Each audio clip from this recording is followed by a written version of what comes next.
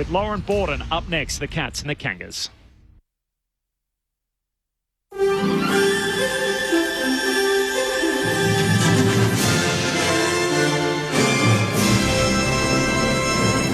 Hello, this is ABC News with David Rowlands.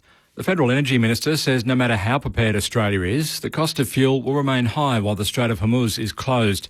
Chris Bowen has provided his weekly update on fuel supplies, noting more ships arrived in April than January, before the conflict in the Middle East began. He says the Australian government continues to call for an end to the war. Australia is very well placed, given all the steps the government and industry working together have taken over the last 6 weeks or so.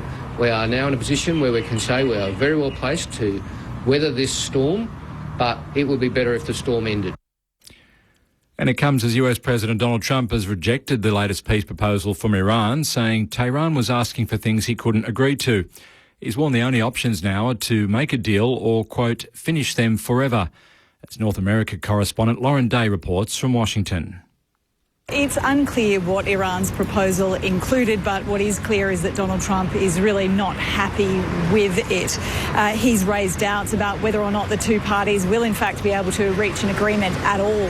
Iran hasn't publicly revealed what was in this new proposal that's been sent to Pakistani mediators, and Donald Trump also wouldn't be drawn on exactly why he was objecting to it. He just said, they're asking for things I can't agree to. Now, he's also confirmed that he was briefed last night by US Central Command on a range of military options in the Iran conflict, but that basically they boiled down to two very stark possibilities. Police report the streets of Alice Springs are relatively calm today following rioting 2 days ago as its Indigenous community mourns 5-year-old Kumanjaya little baby, with 47-year-old Jefferson Lewis expected to be charged tomorrow over her abduction and murder. More from Courtney Barrett-Peters in Darwin. The grief is still overpouring in Alice Springs. Today marks exactly 1 week since Kumanjaya little baby was last seen at the Old Timers Aboriginal Town Camp, which sits on the southern side of Alice Springs. It's also now been 3 days since her body was discovered. So much of that community is engaging in sorry business, which is a traditional term to help Indigenous people grieve and mourn through the loss of a loved one. Now, the loss of this little girl hasn't only disrupted the Aboriginal community, but it's gripped the whole nation, with a number of online fundraisers set up to help support the little girl's family going forward. Victoria's Liberal leader has brushed off concerns about her candidate not living in the state seat he's running in as voting continues in the Nepean by-election today. Anthony Marsh is expected to retain the seat for the Liberals, but is facing challenges from One Nation, the Greens and Independents. Leader Jess Wilson says Mr Marsh has a long history in the community. Anthony's a local councillor. He's a 3-time local mayor. He went to Dramana Secondary College. He's raising his family on the peninsula. He cares deeply about this community. He's invested in this community because he's raising his family here. ACT Policing says an elderly woman died in a house fire in Canberra's south overnight. Emergency services were called to the house in Hughes shortly after 1 o'clock this morning. Police say that upon arrival, the house was well alight. The fire has been extinguished, but its cause is not yet known. 4 people have been arrested during police patrols targeting antisocial behaviour on Queensland's Fraser Coast. Joshua McIntosh has the story. Police arrested a man about 8:30 on Thursday morning at the Maryborough markets and allegedly found a knife and drugs on him. The 34-year-old's been charged with offences including possessing a knife in a public place.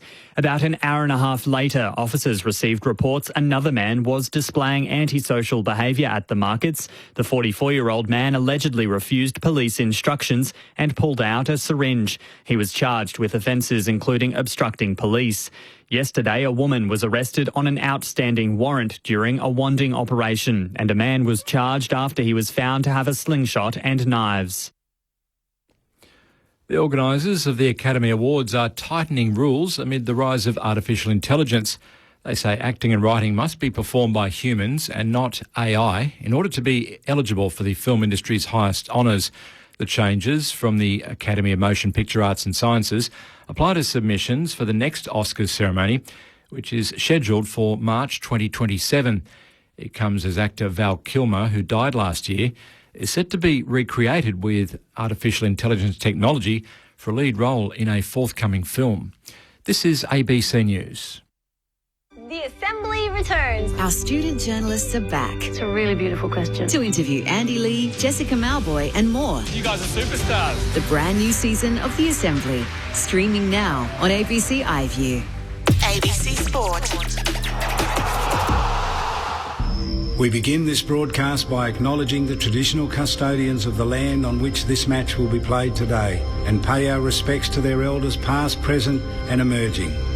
We extend that respect to Aboriginal and Torres Strait Islander peoples listening.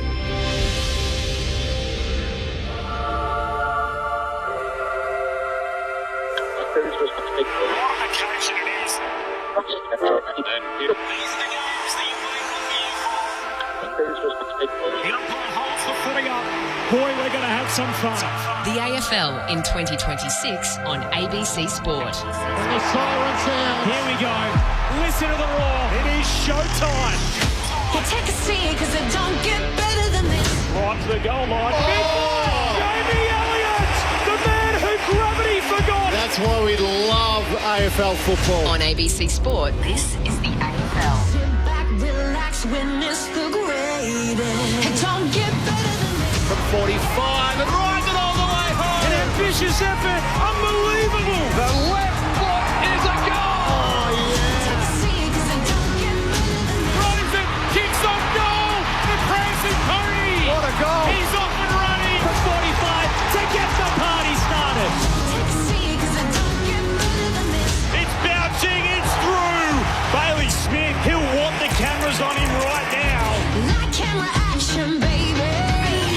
Countdown to contact. Spins around and buries it. Loads up from 55. That's a monster bomb. 40 metres out, snaps towards goal. What a beautiful finish. Make it goal square. Goes for glory. He eyes the goals and sends it home. 100% pure footy. Every minute of every match, all season long. Gathers, snaps, goal.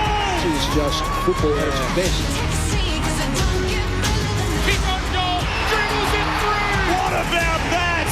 Took them all on and said, I'll have some of this. Bailey pinches his pocket and bang, bang, bang. That's the price you pay against the Premier. Watson snaps. Oh, Watson puts it through. And the Wizard arrives precisely on time. He's built for the big stage. On his left boot, his kick is good. Inside 50, off a step, turns and goes bang. And snap. And goal. There's some bravery through the middle of the ground. How good is that? What a goal. He wastes no time. He whacks it through for another. It doesn't have to be your night, but it can be your moment. Hands it to Charlie Cameron. He can walk it in. Show him your tail lights, Charlie. Welcome to ABC Sports coverage of the 2026 AFL Premiership season. Runs the 50 out. What a way to finish. On radio, ABC Sport Digital Radio. and ABC Listen. You take a seat because it don't get better than this. Second match on today's slate of AFL takes us to Geelong, where North Melbourne will attempt to defeat the home side for the first time since 2015. It's been impossible for the Kangas to gain 4 points in the last decade against Geelong, and it's hard to forget when these two sides last met in round 21 last year. Geelong won by 101 points and Jeremy Cameron slotted a career-high 11 goals. But no one comes into today's match expecting a similar result. The Kangaroos have turned a corner this year and with 4 wins so far are off to their best start to a season since 2016. But the Cats last week put in an uncharacteristic performance against Port Adelaide when they lost, and you'd expect them not to dish up that effort again on their home deck at Cardinia Park this afternoon. My name's Lauren Borden. It's wonderful to be with you this afternoon in Geelong. It's a little bit of a muggy day here. It's been some wonderful weather in Victoria across the weekend and across the last week of April heading into May. About 24 degrees at Geelong at the moment, a wind as well, as we often have at Cardinia Park, but overall quite warm conditions for the start of May when it comes to the footy season. Geelong, of course, have got a late out, as you would have heard at the end of the earlier game. Jack Henry is out of the side with a foot injury, which is something that he's struggled with across the past few seasons. And Jack Bowes, who was meant to be managed, comes back into the side for the Cats. It's wonderful to be here at Geelong and call the match alongside Andrew Mays. Maisie, welcome to you. Hello, Loz. Always good to be down here in Geelong. Yeah, strange sort of weather day. It's fairly breezy, it looks like, as well. So it'll be interesting to keep an eye on that throughout the afternoon. Looking forward for a real litmus test today for North Melbourne. It's one of the toughest tasks in footy coming down here to Geelong. I know they've had a couple of wins this year, North Melbourne, against opponents you'd probably now expect them to beat, and they've beaten those who are around them on the ladder. They haven't taken a big scalp yet, though, and maybe today might be the statement they're looking for. So looking forward to seeing how they go. And then conversely, Geelong, bouncing back. We haven't had to say that too many times over the last couple of decades. I'm fascinated to see how they will go. They've been not under pressure this week, but there's been a bit of spotlight after their performance last week. So, interesting afternoon ahead. It certainly has. So lost to Port Adelaide by 30 points last week. It probably could have been a lot more than that. And as you mentioned, North Melbourne, their wins this season so far coming against Port Adelaide, Essendon, Carlton and then Richmond by 75 points a couple of weeks ago. Of course, there is a game running concurrently at the same time, West Coast and Richmond. That is the alternate match. If you'd like to listen to it, it's on the AFL Extra button on ABC. Listen, of course, we'll give you score updates right here across the afternoon as well. But Maisie, we've got an all-star panel assembled for us this afternoon. So 718 games coached, more than anyone else. 3 premierships as a coach, 1 as a player. Mick Malthouse, hello to you. Lauren, how's things, Maisie? And, of course, we've got the great Boomer, the great man, the great man. I've watched this player. I've coached with him for 2 games. I coached against him for a heap. I'm always worried about how his speed. And I actually, you know, when he kicked off, he might not remember this, but I was sick of him kicking to himself and running half the field. So we ended up putting 2 blokes on the mark. And I said, righto, take us on. And he did it a couple of times, but generally we were able to at least stop him kicking the ball into the forward line. He kicked the ball into the back line. But it's going to be an interesting game. I've got to say, I think North Melbourne have got a chance, but I've also got to look at the fact of who they've played, and you really have to take that in consideration. The competition is quite weak. Let's face facts. We're not going to try to make it into a apple pie when it's just an ordinary old tart that you buy from the store on the corner there, star one at that. And when you analyse the bottom 4 clubs, they're no good at the moment. They are no good, and they've played them all. So the test is to beat a side like Geelong at Geelong. Having said that, I reckon the edges are starting to fray just marginally at the Catville.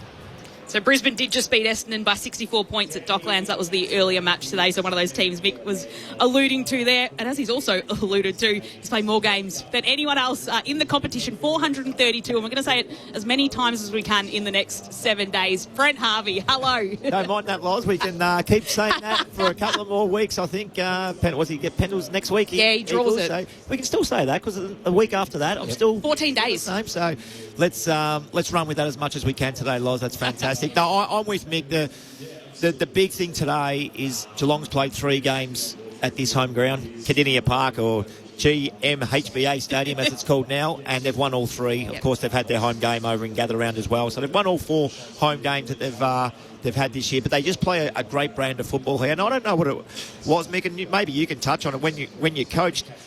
As a player, the ground's no different. It's a little bit longer than most grounds, and it's a little bit narrower, but so many balls go out in the full. It's amazing. Watch how many times we call it today, and with this new lasso rule, there'll probably even be more, but they play it so well, and they train here clearly, and the way they set up here, Mick, is better than any other ground in the competition, and that's the scary part for North Melbourne, because they do play. I believe they're a 4-goal better team at this stadium. Boomer, if I can just say, because of the shape of the ground, it's easier to defend. Yep. So if you have your back 6 skinnier, having 3 and 3, and you get a couple of mids to come back, and the ruckman might fall back in, then it's very difficult to transfer play. The teams that have done the best here, and I've been calling for ABC now for a few years, and for the life of me, I look at a side in the first 5 minutes and go, righto, they're going to give the game up because they go with 5 forwards. Geelong love the fall-off play. And I'll say this about most sides. And this is about, I don't care how good the back line is, if you've got a man each and that ball comes in haphazardly, it makes you nervous. And if it hits the deck, some sides are very good in the air. Geelong are very, very disciplined in the air. They mark the ball well. Their Achilles heel, make no mistake about it. You have 6 forwards and they've got 6, and you put the ball on the ground, they're not great on the ground. They haven't got any real great what you call great ground players on the ground. They like the ball in the air. They like to mark it. They like to have a little chip kick. They like to come across and help each other out. I've seen GWS win games here with 6-6. Gold Coast win with 6. I think it was, I can't remember who else, but I know someone, I looked at it and I thought, they're a chance here because they've got 6 players. You've got to take the chance that your midfield can do the job without that extra forward going up. Now, it's okay to go up as long as you sit in a position which is dangerous. And I don't know what you think, Boomer, but if you want to just give Geelong the opportunity to take the ball in their back line, they'll get the ball to almost a half-forward line. Then you've got to defend it all the way back. No, makes no sense. It's a great lead into my next point because the person that they get spared the most is Tom Stewart. Yep. And he's the best in the competition at it. And teams don't win when Tom Stewart is free because he has 32 possessions, 25 to 32 possessions, and he just sets everything up. He's a great intercept marker. He's a great decision maker. If we look up today and see Tom Stewart as their spare, because they won't leave Tom Stewart spare. No. But he'll manipulate it. Yeah, he'll manipulate the defence around how he needs to set up. So if we look up today and see Tom Stewart, I'll look at you, Mick, and just say North Melbourne are probably not going to win this game. Now, Boomer, I'm going to test your memory here. Let's go back a few years ago. Sides woke up to that and they started tagging him. Yes, correct. He went right off the boil. He was no longer getting the easier kicks. He went to the wing. They took him away from the back line because he was not coping with it at all mentally, and physically Geelong couldn't get that rebound player, and they were under massive pressure.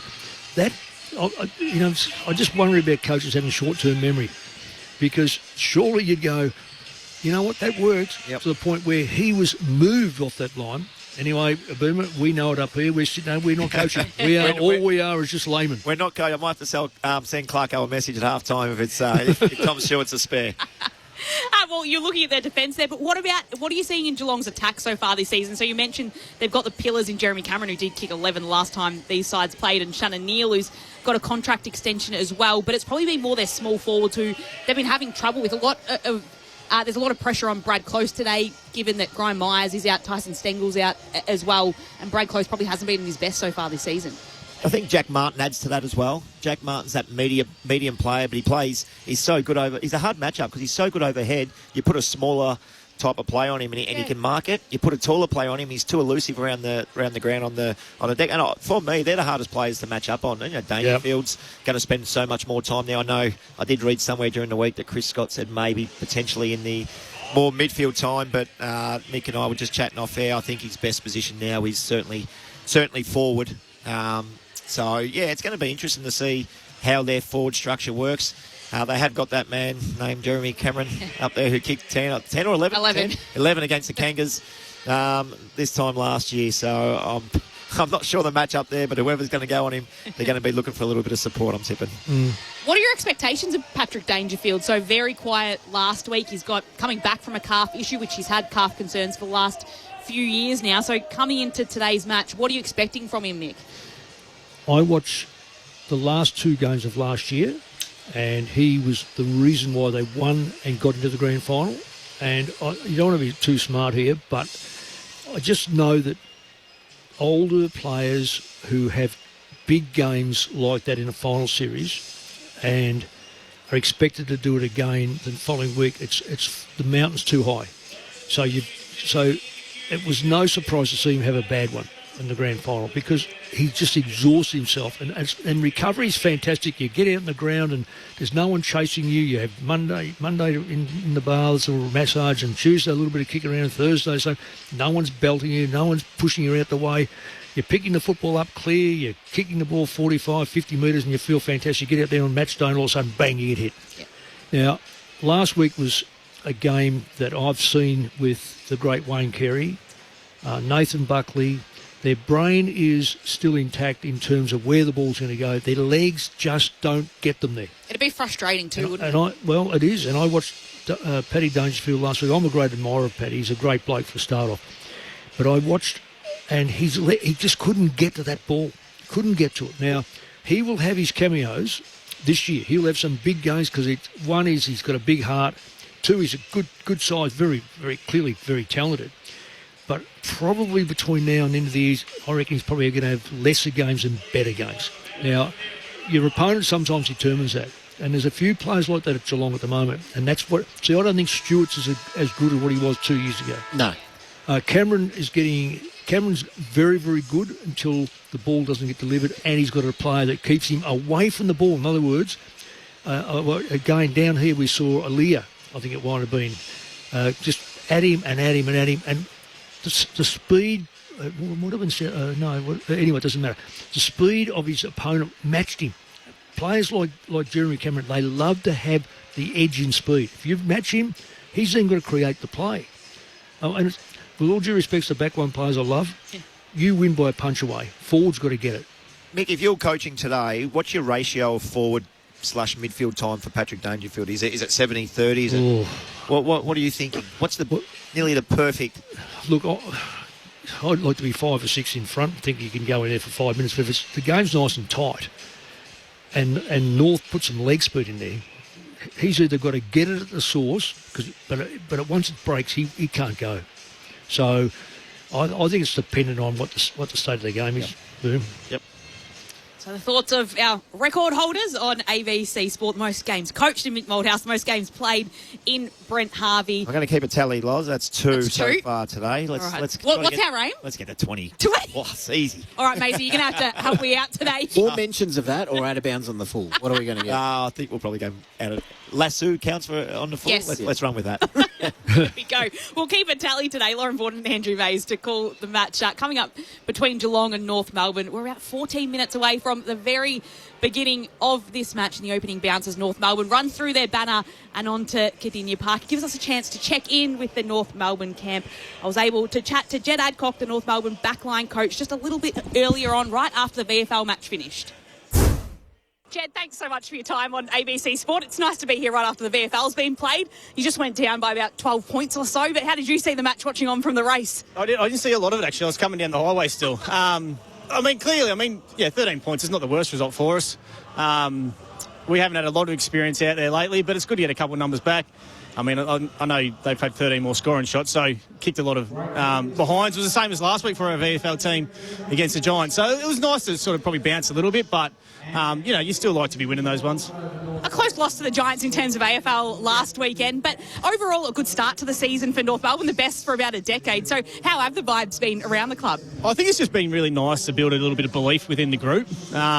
When you've been down the bottom for a long time, winning's hard. And clearly there's been talk of a soft draw and stuff like that, but you've still got to win the games. So, and you're going into the season, you don't really know what the ladder's going to be or predict. So, it's been nice to be in games and play a brand of footy that we feel like can compete against most teams. Even, Brisbane a couple of weeks ago, we felt like, for 3.5 quarters we competed really well, and they'd probably kick 3 or 4 goals in a 5-minute stint right at the end of the game. Last week we were right in the game as well. It'd just be nice to come out today, probably against Geelong, who will probably be wanting to be showing something on the back of last week as well. So we probably know what we're going to expect, and hopefully we're ready for it. Do you always get the sense when it comes to Geelong and they come off maybe a poor performance last week and one that's uncharacteristic of them, Patrick Dangerfield's out there and ready to fire? Well, personally for me, it's never been good hunting ground down here. So my early days at Brisbane, and then, now here. So we know it's, this probably is the hardest trip you can do. I know it's not much of a trip down the highway, but for interstate teams and any Melbourne teams that are coming down here, clearly Geelong, Sydney, Brisbane, Hawthorn have probably been the benchmark teams for a number of years now over the last decade or two. So, we're really expecting them to bounce off the back of last week. I know Chris very well. We're seeing who have them fired up and ready to go. And they're a really proud footy club, so we've got our work cut out for us. But once again, I think hopefully we've been able to build a base and some belief within the group that what we're trying to do stands up in big games of footy. And they did get you by 101 points late last year. But coming into this match, it doesn't feel like that's going to be the case at all. Do you look back on that match at all for anything? I guess as defensive coach, Jezza ended up kicking 11. Yeah, well, we try to put that in the back of our minds a little bit. No, we're aware. And even when we played these guys down here a couple of years ago, it was a similar result. We've been a fair way off, their mark. I think, as I said, we feel like that game, and then we played Giants last year around 22, and then we had a couple of games towards the back end of the season. We feel like those two plus this year, so it's about 8 games stretch now of tinkered a couple of things, changed a couple of things again this year. But we feel like we've got a game plan and a model that will hopefully match against most teams. This is a different kettle of fish to a certain degree playing Geelong at Geelong, but, we'll hope that, you get your clearance game going, your contested game going, try and play the game a bit more in our front half, because if Geelong start keeping in their front half, then it's going to be very hard to stop them. So just try and nullify some of their weapons, and there's a lot of them all across the park. So You must be happy then to have Charlie Comben back in the side when you've got players like Shannon Neal and Jeremy Cameron out there today. Yeah, and his role's probably changed a little bit this year compared to last year. He's probably come from a real intercept type player to now be able to play on arguably, they're one of their key forwards and be able to try and take them out of the game. So we're under no illusions if you go from, Stewart and then Holmes and Smith in the middle and then Cameron Dangerfield. So we understand that they've got plenty of weapons across the board. As I said, we feel like, with Chom coming back and just the balance of our team at the moment, we feel quite comfortable with where we're at, being able to tinker some things.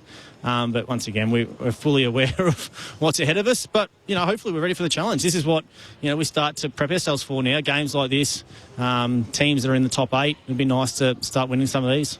Do you feel for George Wardlaw a little bit, housemates with Charlie Comben, and he comes out with illness after so many injuries, and now this is what takes him out for today? We're just talking about that too. So we don't have the possum. I don't know if you know the possum story, but I don't know if that gave it to him. So it just is what it is. They're young men that live together, and whether it's the same or not. But he'll start to really build a nice block of footy. 6-day break on a travel. And then, technically, I don't know if you call this a travel, but it's probably not the worst thing for him anyway. Make sure he's a really important player for us. What he does around the middle, contested work, his grunt, his pressure at the ball and the player. So we want to make sure that we set him up to succeed. And if he's not 100% right, then we're not going to risk him. And that was the case. We thought he might bounce yesterday a bit, but was probably still a bit flat, and then we made the call. That was the possum you were talking about that they had to get out of their house. They were having sleepless nights. Was that one of the stranger things when you've come into training and heard that's why there are a few sleepless nights? There was a possum in the house? After being in the game for 23 years, I've had some weird stories. But, yeah, the possum one, I mean, most people would just get an expert in to come get it, within a couple of hours. But for some reason, they thought 3 nights was okay and, they'll eventually get it. So I know what I'll do. But, I mean...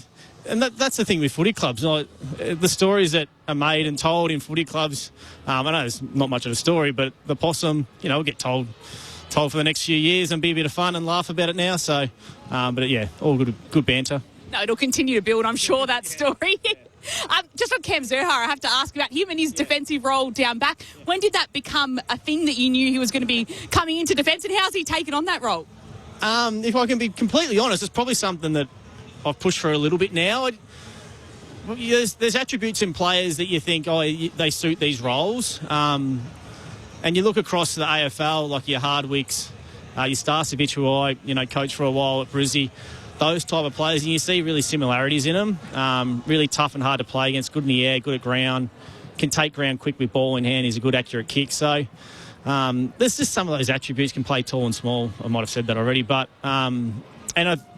plus that, you get the balance of our front half with, Dersma, who's probably a similar type player who we want to keep trying to build games into and flourish. So it was sort of a bit of how's the balance of our team? Can he add something different for us down back? Does it allow Ders to flourish a bit more at the front half? So it's sort of a combination of everything. It's only been 1.5 games because he went forward for the second half last week, but we've really liked it so far, and he'll just continue to build belief and understanding of how to play in defence. Jed, thanks so much for your time on ABC Sport and having a chat so close to the match. Appreciate it. No worries. Thanks, guys.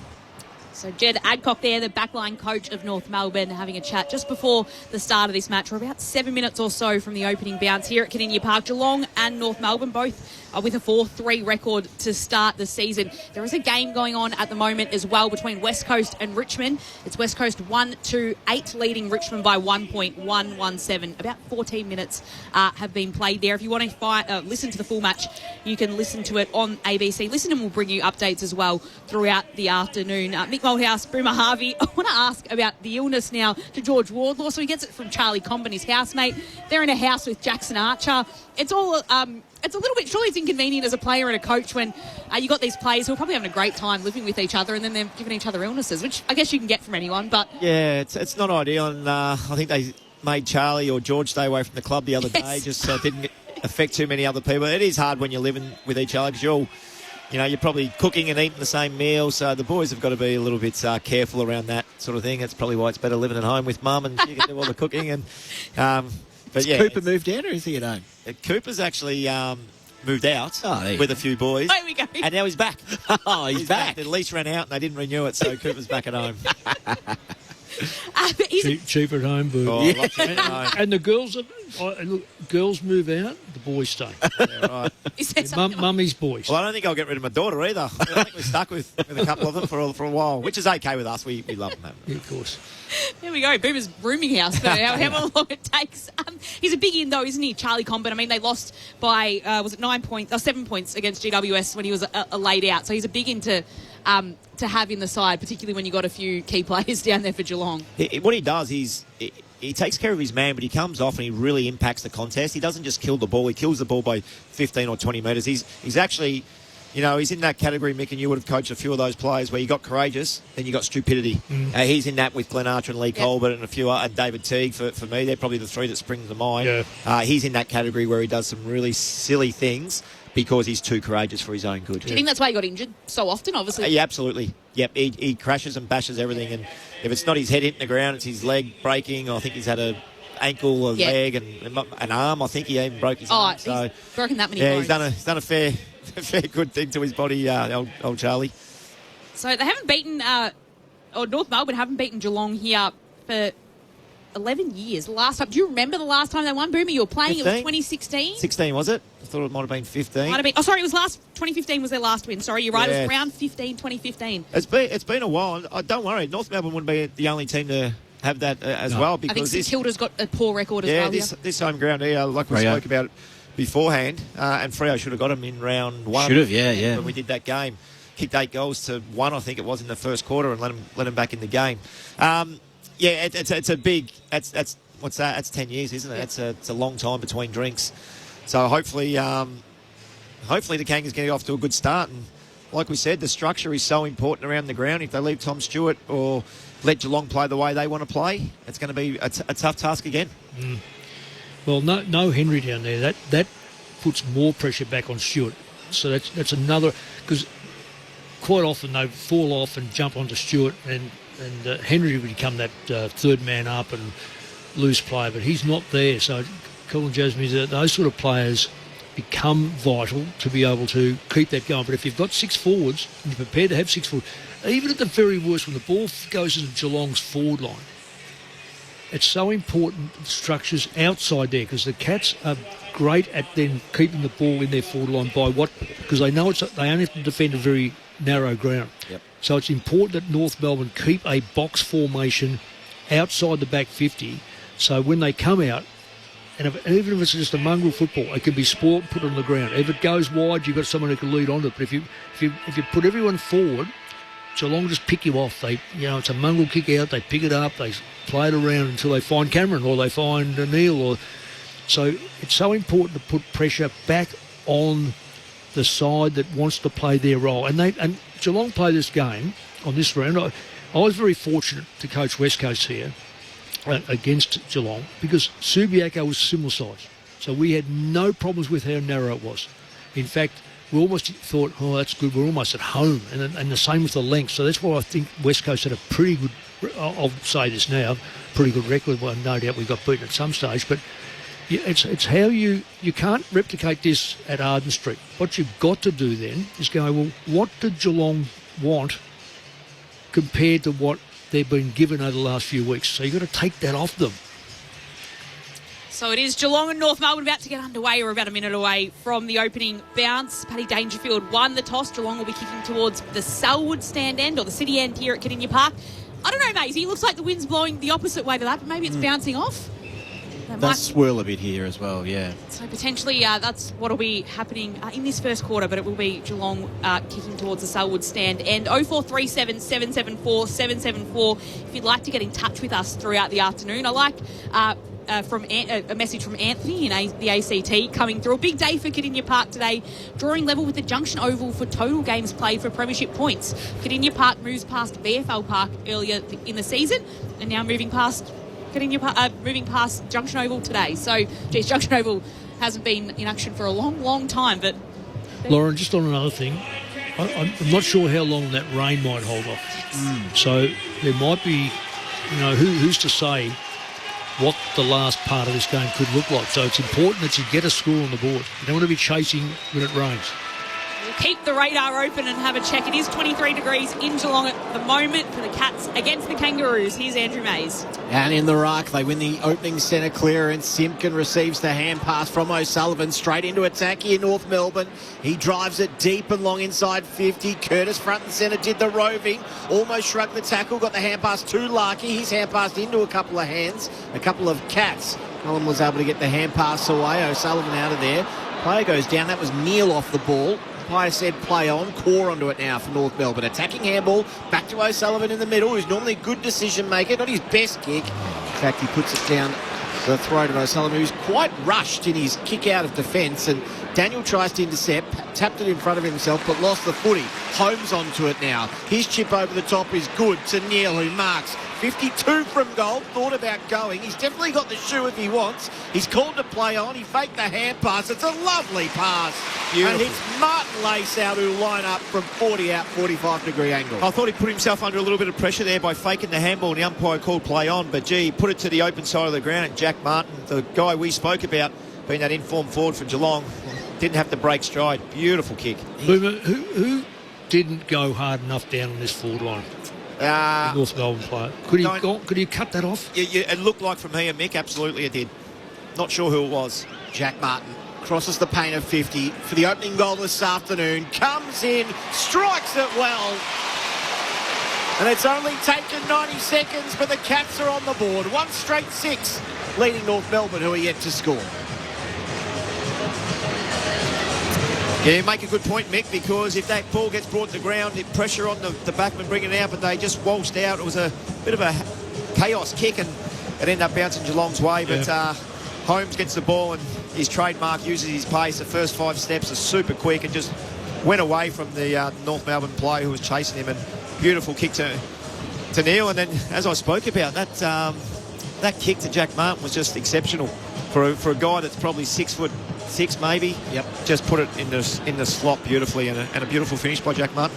203 centimetres, and he's a beautiful set shot for goal as well. He's got one of the best techniques in the AFL. And can kick the ball a long way too. Yeah.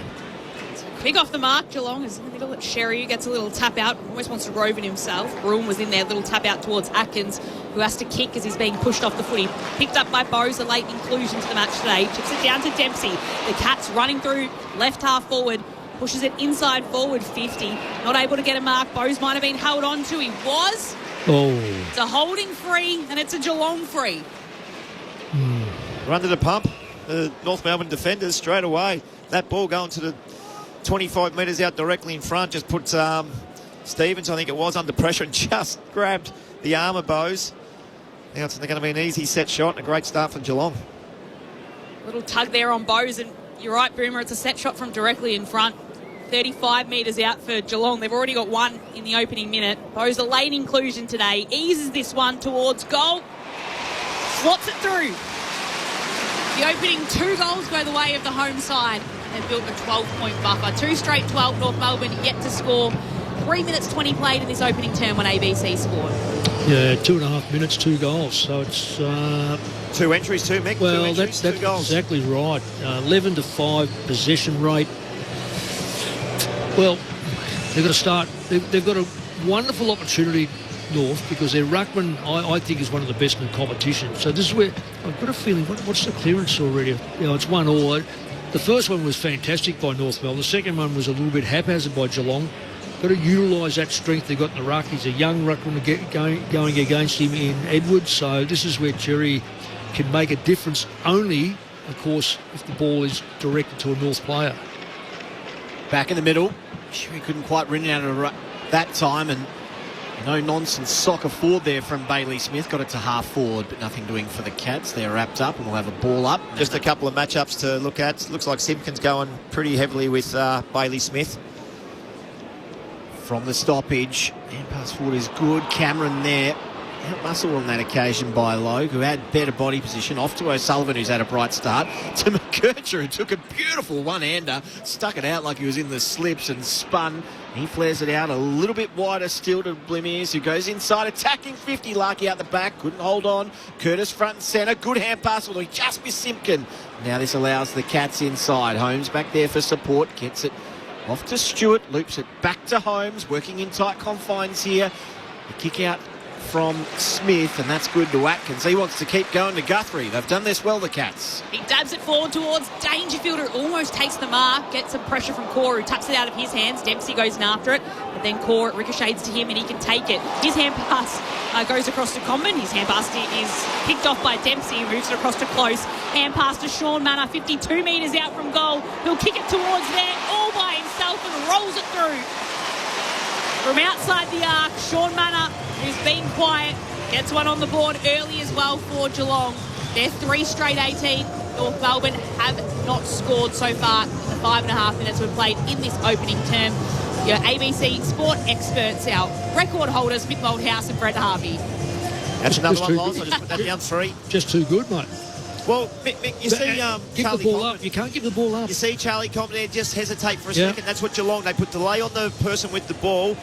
The handball gets smothered, and it was actually like a tsunami, the way the Giants played. There was 3 in a row for Geelong, and Manor had 2 options going inside forward 50, but finished himself from 45. Beautiful finish in the end, but the pressure on the ball on Charlie Comben up here on the centre wing, all Geelong needed. Turnover, another easy goal.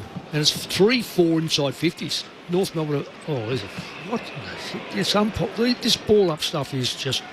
Yeah, Edwards got too worried about the line and ended up almost tackling Sherry, who wins the free kick, kicks inside attacking 50, telling one grab. Oh, he might have taken, no, up by wave play on, breaks one tackle at the top of 50. Hand pass missed the target. Curtis got his opponent out of the way. His hand pass missed the target. Edwards now spins out of one tackle, gets it to Smith. He's mobbed by 3 roos. Ball bounces back underneath him and, in the back.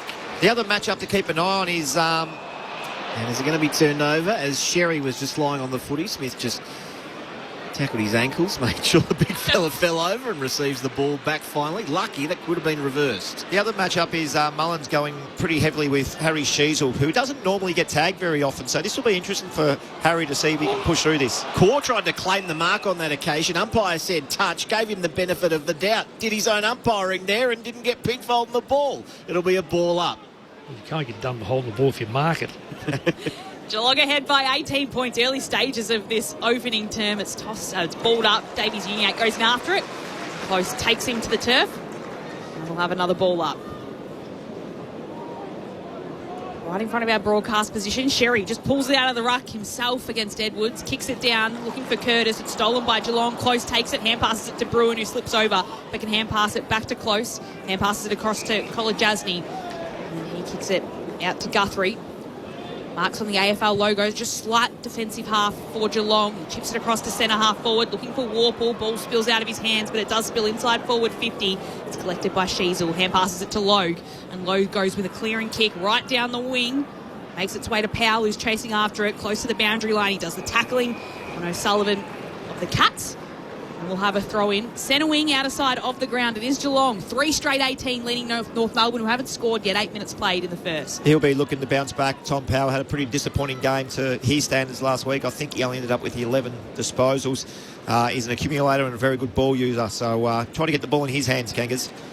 Sherry out of the ruck again. Kicks forward. Larky. I hope he's not injured here. He's going to win a free kick, but he went down.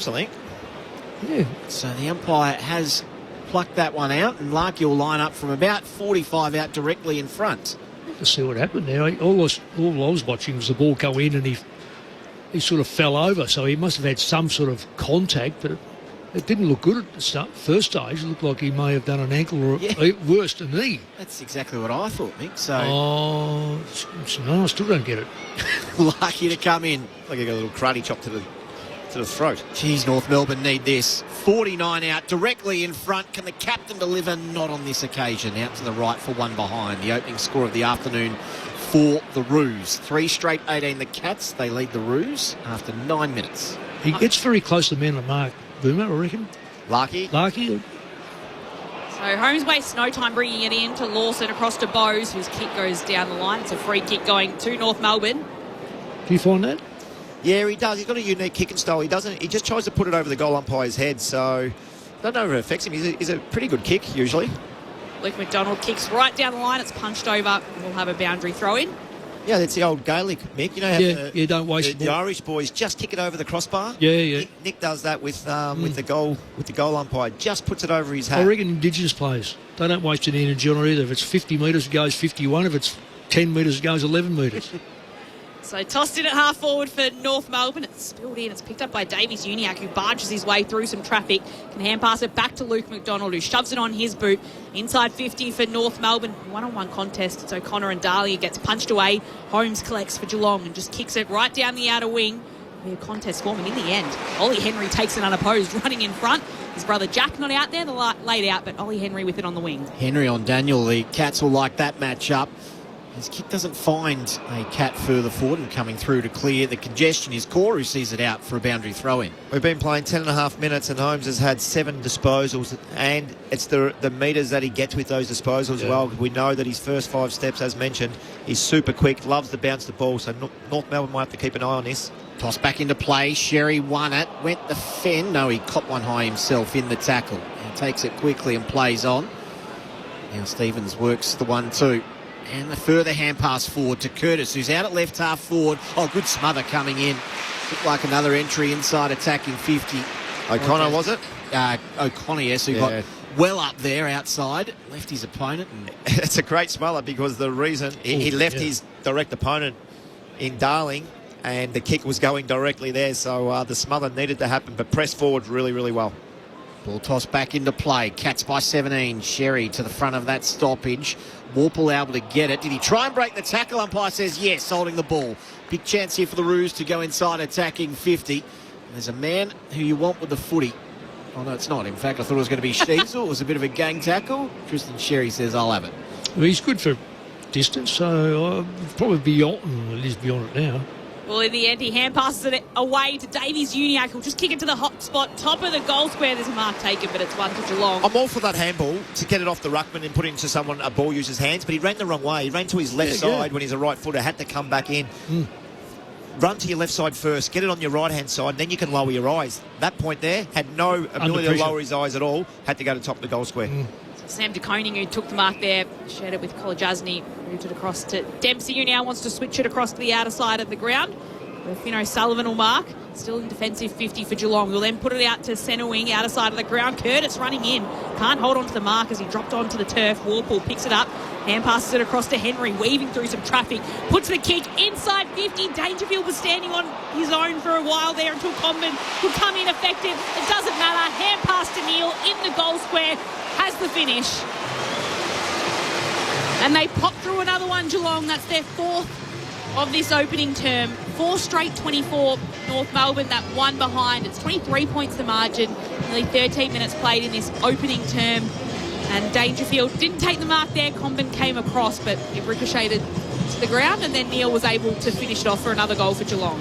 Yeah, not a great start. It's a transition, Mick, from the defensive 50 then straight through the ground. I know Paul Curtis dropped that mark on the wing, and that probably would have changed the play, but the reality is he dropped the mark, Mick, and they outnumbered at the source and got the ball through a 1-2-3 handball out the back, and another easy goal. Most of the goals they've kicked now, Mick, has been easy. They haven't had to earn them too hard. No, there's lack of numbers at the fall. I used to say, my blokes, if I take a photograph of a 10-metre square, how many we got compared to them? And Geelong are just totally outnumbering. And here's a chance for North Melbourne. Davies Uniacke out of the middle, off to O'Sullivan, who kicks to the top of the square. Darling's out the back. Was he interfered with? Yes. He'll get the free kick at the top of the square, and this is North's best chance for their opening goal of the afternoon. Well, one thing he's slowed down. There's a lot of things about Jack Darling at the moment that's not from what he used to be, but generally, mozzing too much, generally he's a very, very good straight kick for goal. I reckon you might be safe here, Mick. He's about 11 metres out directly in front. Do you like the way they've used him through bits and pieces, Boomer, as that second ruck as well? That's sort of adding another string to his bow, and you get the extra runner on the bench. Yeah, it is, and they sort of struggled for a second ruckman there for a while. We know Trembath has come into the team now as that leaping forward and a ruckman, but he's so big and his body's so big, so you can use him as that second ruckman. So, yeah, sparingly, but it's been good. In he comes, Darling. Top of the square, chips over the goal umpire's hat. North Melbourne have their first. A much-needed steadier. 1-1-7. Geelong with a hot start. 4 straight 24. We're approaching the 15-minute mark of the opening term here at Kardinia Park. Your experts, Mick Moldhouse and Boomer Harvey. They've got 8 inside 50 to North Melbourne, 6 to Geelong, and the score's 4 goals, 1. So much-needed goal for North Melbourne. But that's you put speed on the ball. I know that one was from a centre clearance, so it happens, and you've got a 6-6-6. I don't understand why teams don't go in to a one-on-one quicker. You know when they mark the ball 80 metres out, Mick, and they look for the perfect target, it's not there, then they'll go in. By then, you've got 2 wingmen that's rolled back, you've got a ruckman that's rolled back as well. Just get it in there and put them under pressure and get a 6v6. Boomer, is this a worry? I'll just point to this and you can name them. These blokes here have not touched the football, in particular. Yeah, Sheasel and Caleb Daniel are the two you're pointing at there. They've got to get the footy. Well, Sheasel's getting ran with, so it's going to be hard for him today. Mullins is a fairly good tagger. Yeah, but if you're getting tagged like that, double tag. Go to someone else. Go to Smith or go to Holmes. Get yourself involved. Back in the middle, a free kick for Warple goes inside 50. Jeremy Cameron on the end of this one. He snaps it towards goal. It bounces once, but it bounces through for a minor score, but very quick from the centre to a score for Geelong. That's their first blemish. 4-1-25 playing North Melbourne at 1-1-7. 15 minutes played in first. Until that kick, Cameron Dangerfield, Daniel Parker and Sheasel hadn't touched the footy, so quite amazing after 15 minutes here in the opening term. Yeah, there's a lot.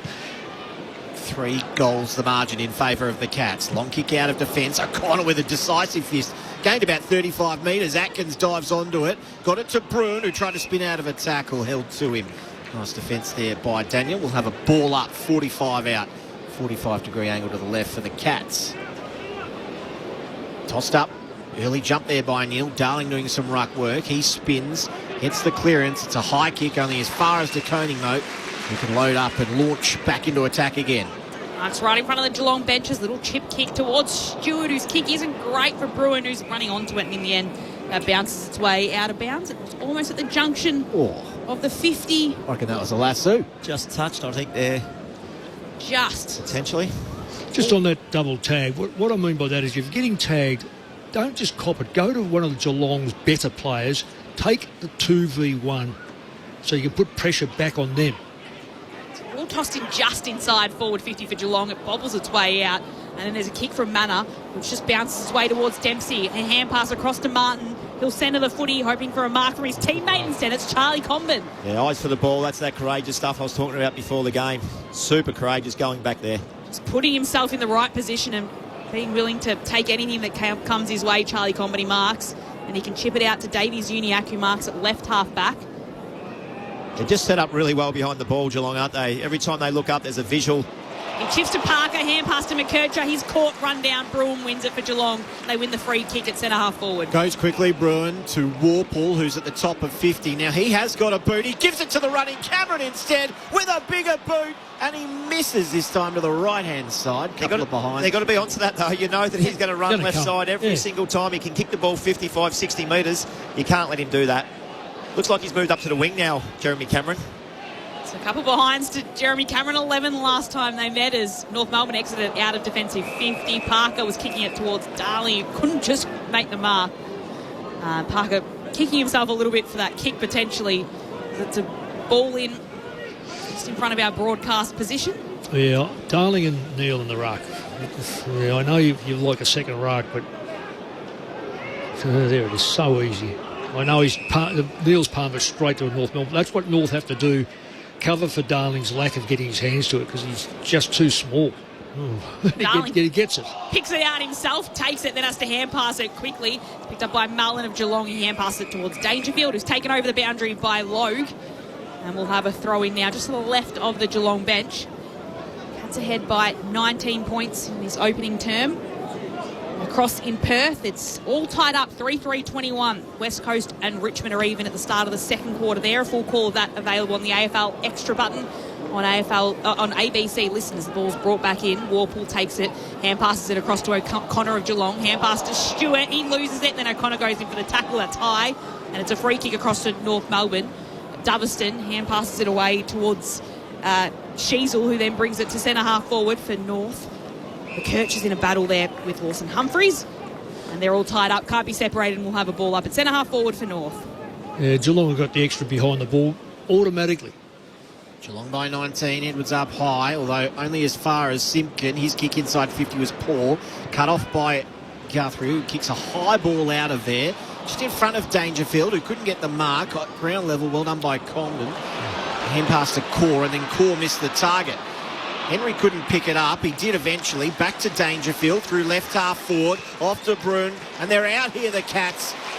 Dempsey takes the mark, kicks to the top of the square, and another easy mark, and you'd assume another easy goal for Manor, who drifted forward. It's getting him every time, aren't they, Boomer? It's the key word. You said another easy mark and another easy goal, and it's exactly what it is. Again, a free player forward of the ball. Yeah. Not by 3 metres or 5 metres. Yeah. It was 25 metres there. But it's the turnover hand pass. It's the panic of the North Melbourne players.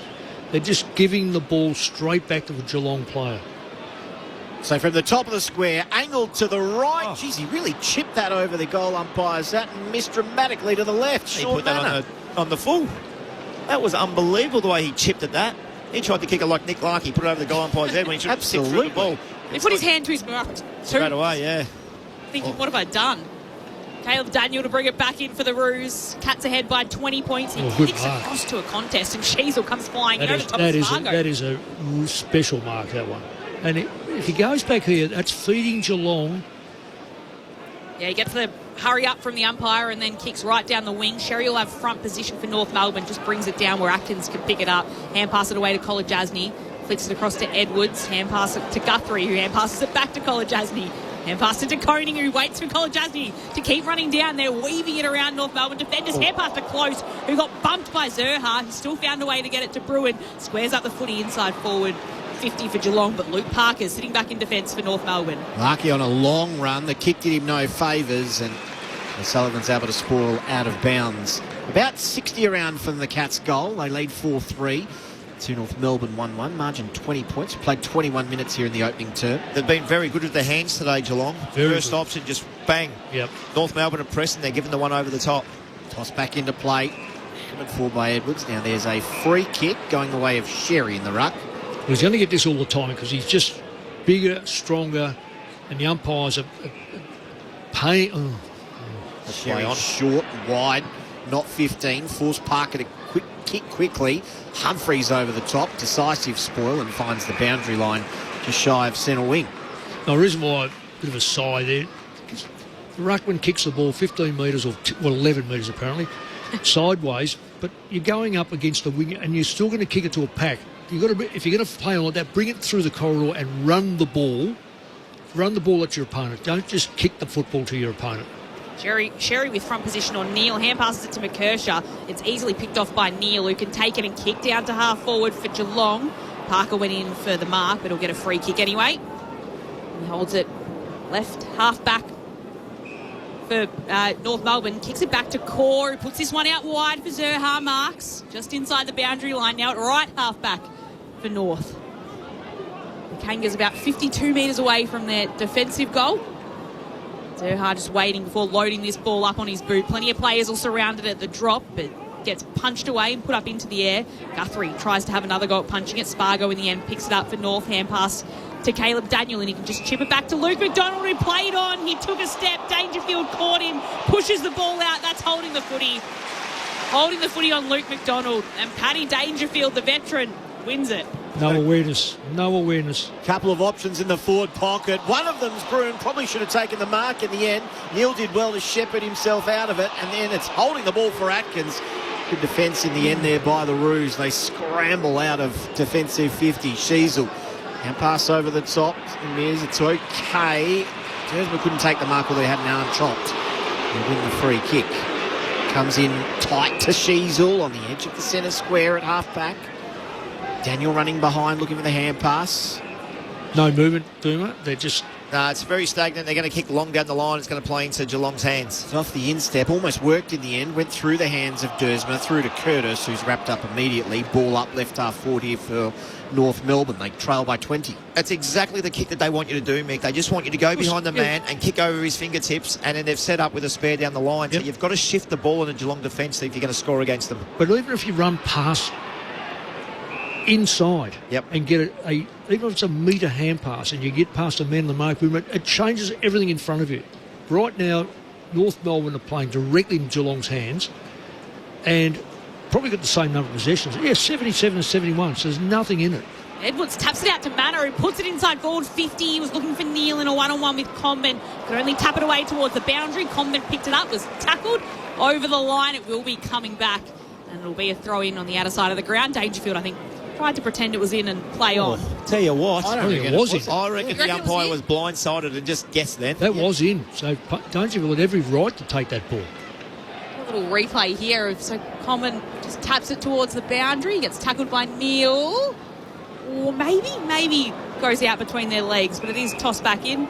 Sherry gets the tap away, and it's a free kick going the way of North Melbourne. A lot of free kicks today in his first quarter. Too many. And they've all come from the ruck. It's Tristan Sherry who gets the free kick and just bombs it right down the wing. Plenty of Geelong players are surrounding the footy. O'Sullivan wants to claim the mark for the Cats. He's tackled in the end, brought down, and will have a ball up on the outer wing. That's that kick again, Mick. They outnumbered 3-2. Yeah, see, Cherry needs to be kicking to himself. He needs to kick it and run down there and contest it, because they've got no representation at all in the air down the line. From the ball up. Bailey Smith with just the 4 disposals. Jai Simpkin doing a fantastic job early. 15 free kicks already in this opening term. Jeez. Sheasel 5 as well, so Mullen's doing a great job there too. Sherry won it down. O'Sullivan, good hands in tight, off to Sheasel, snaps on his left to gain a bit of meterage. Guthrie came off Trembath. Curtis picked his pocket, did beautifully, hand pass over the top to Larkey, who had to stop, went back to Curtis, over his head. Dersma couldn't pick it up. Well done by Curtis at ground level, was able to knock it back to Larkey, who spins, still the top of 50 here, has Simpkin as the option, and good footy by Simpkin, lowered his eyes and found McKercher. 48 metres out, slight angle to the left. Yeah, great composure. It was. You'd be really worried about Dersma at the moment.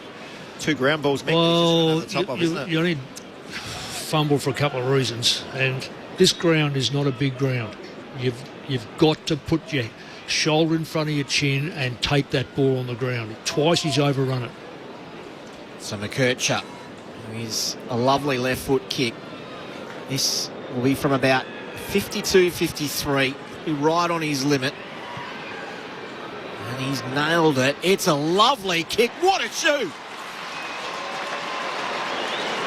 So North Melbourne just starting to work themselves back into this one. The last couple of the afternoon, 4-3-27, North Melbourne 2-1-13. Steadier before quarter time. We played 27 minutes in the opening quarter. Well, it was a beautiful finish in the end by McKercher, but it was the work probably by Larkey's hustle. Yeah. Who got the ball to a free. Jai Simpkin just as a bit of a quarterback, and instead of just bombing it into that spot where Geelong had their spare, what we're talking about, he drops his eyes and he finds someone at 45 metres. Yep. Happened to be a beautiful left footer in Colby McKercher, who finished well. Yeah, you want to get the ball into the right hands, don't you, Boomer, on the ground like this, because you can knock it over. There's not a lot of wind. In fact, the flags are hardly fluttering at all, so from 50 metres, you get a good kick, particularly in McKercher type. You can knock that over every day of the week.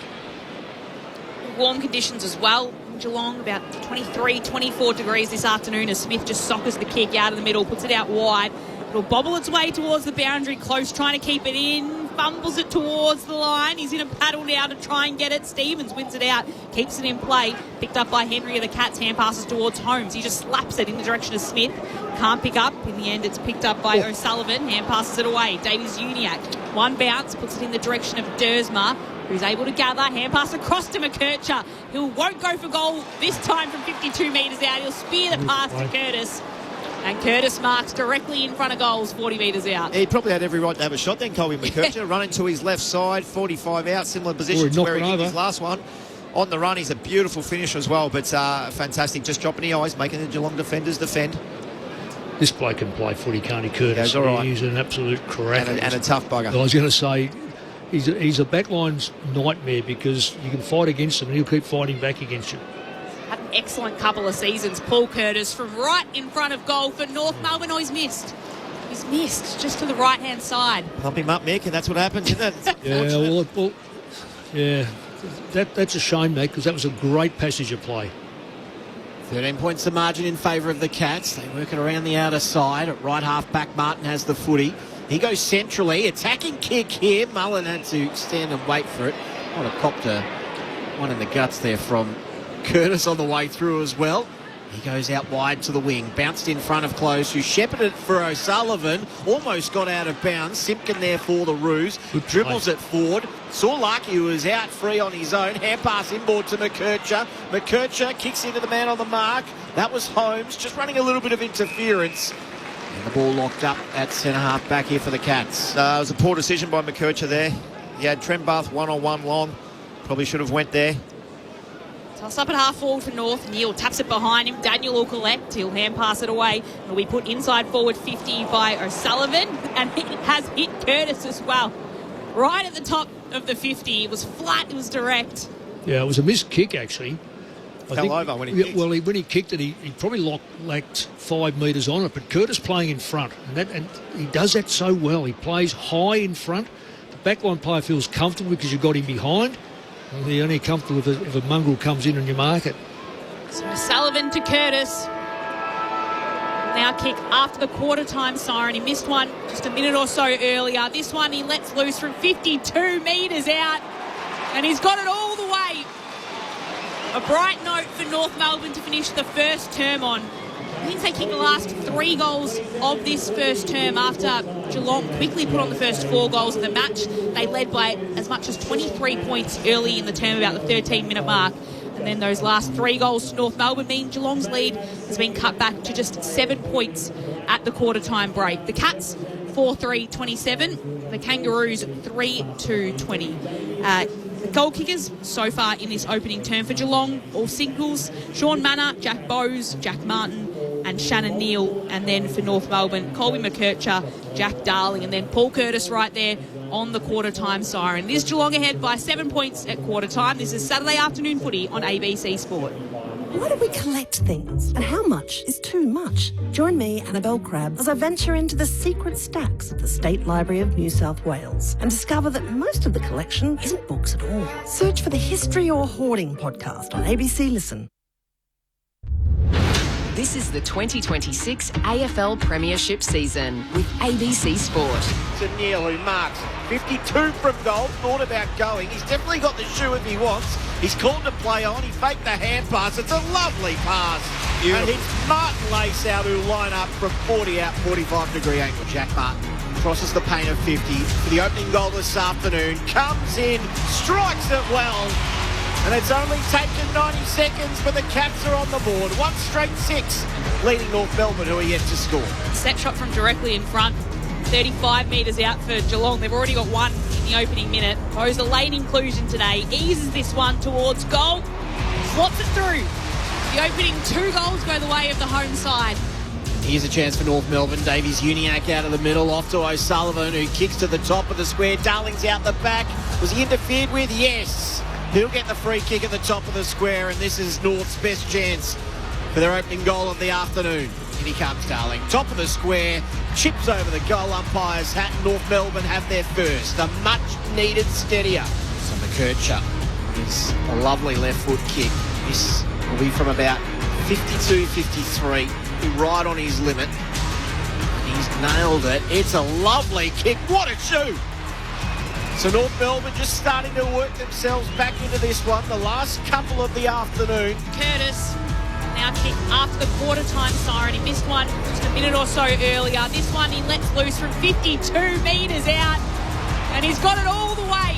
The AFL on ABC Sport. On radio. ABC Sport Digital Radio. And ABC Listen. The highlights of the opening term between Geelong and North Melbourne at Cardinia Park. It is Geelong leading at quarter time by 7 points. Lauren Borden and Andrew Mays calling the action here at Cardinia Park. Yeah, ABC Sport experts, they are record holders. Mick Malthouse, no one's coached any more than him in this game. 718 games coached. And Boomer Harvey, he's played more games than anyone on the planet when it comes to VFL, AFL. 432 games. 0437 774 774 if you'd like to get in touch with us. Jan from Euroa is a big North Melbourne supporter, so she's pretty excited to be listening to her ruse today. Phil in Victoria was wondering where Boomer is, was just trying to work out when the next time was that he'd hear him, so he's going to buy himself a Tats Lotto ticket now that he's heard you today. So there you go.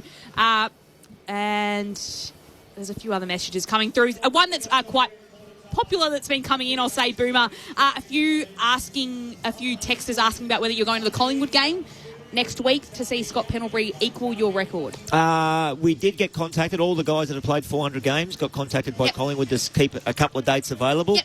Obviously, we didn't know through injury or he was going to rest like he did this week. We've got a couple of dates that we've got to keep free, and I'm not sure what the plan is, but hopefully I'm available and we'll be there. I think you're working for the ABC, so I hope I've got the next two Collingwood games, so regardless of what happens, I'm not sure what's going to happen before the game, whether we go on the ground, and I got no idea, but I will be running straight upstairs and working with this great company, ABC, Mick. I think I might have the Collingwood West Coast. Is that the game he's going to break it, or are they going to hold him? We're anticipating it'll be Collingwood West Coast that'll break it in a couple of weeks. Yeah, I'm with you, Boomer. There was a sort of a generic email that went out, wasn't it? You think, well, hang on, can you give us a bit of an idea what game? And because some people work, some people won't be there, and some people have got kids. Yeah, so it's not sure you could get schedule. Two better. I thought it was impersonal, so I'm glad you got one as well. So you are the record holder. So Collingwood West Coast, we're going to have Mick Malthouse in the box and the game's record holder who's seeing his record be broken. That's good timing. Very good combo. Timing. Very good combo. Bit of forecast there, you reckon? The people above. Well done. Yes. Yeah, very good scheduling. That.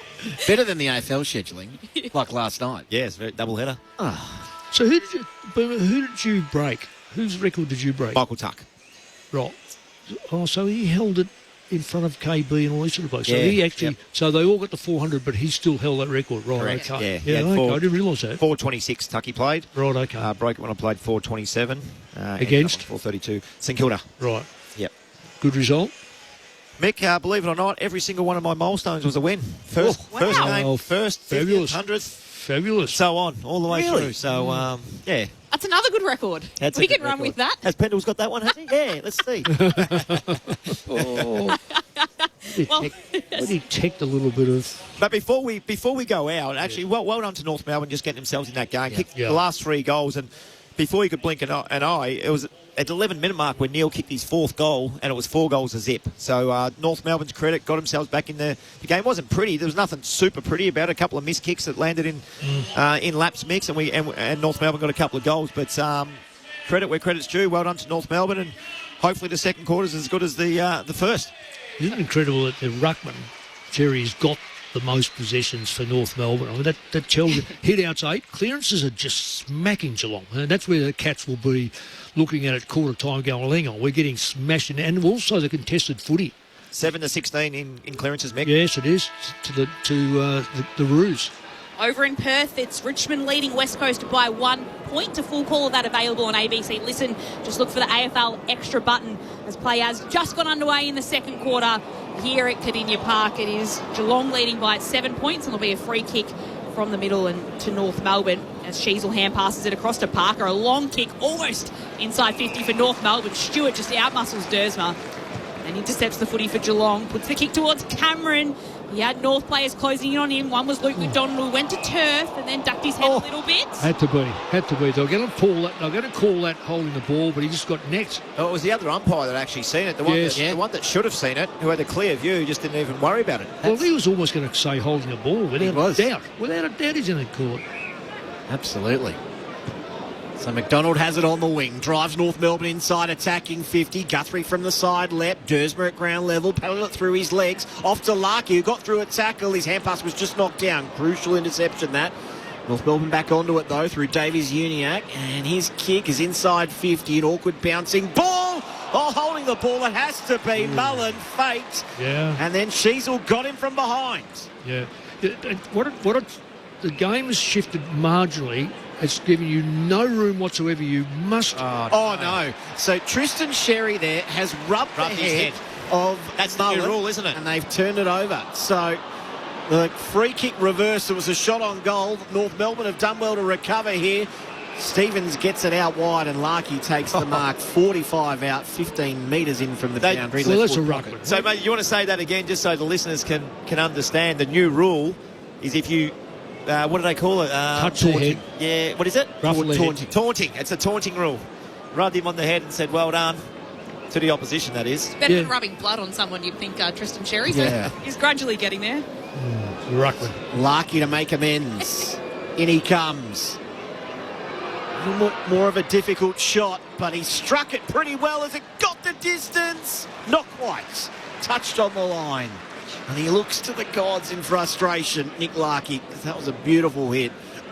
Yeah, the North Melbourne players on the line there probably need some tall timber at least just to shepherd it through. Geelong by a goal, but North with the momentum. So the kick out comes towards O'Sullivan, but it's gone just over the boundary line. So it'll be a North Melbourne free kick.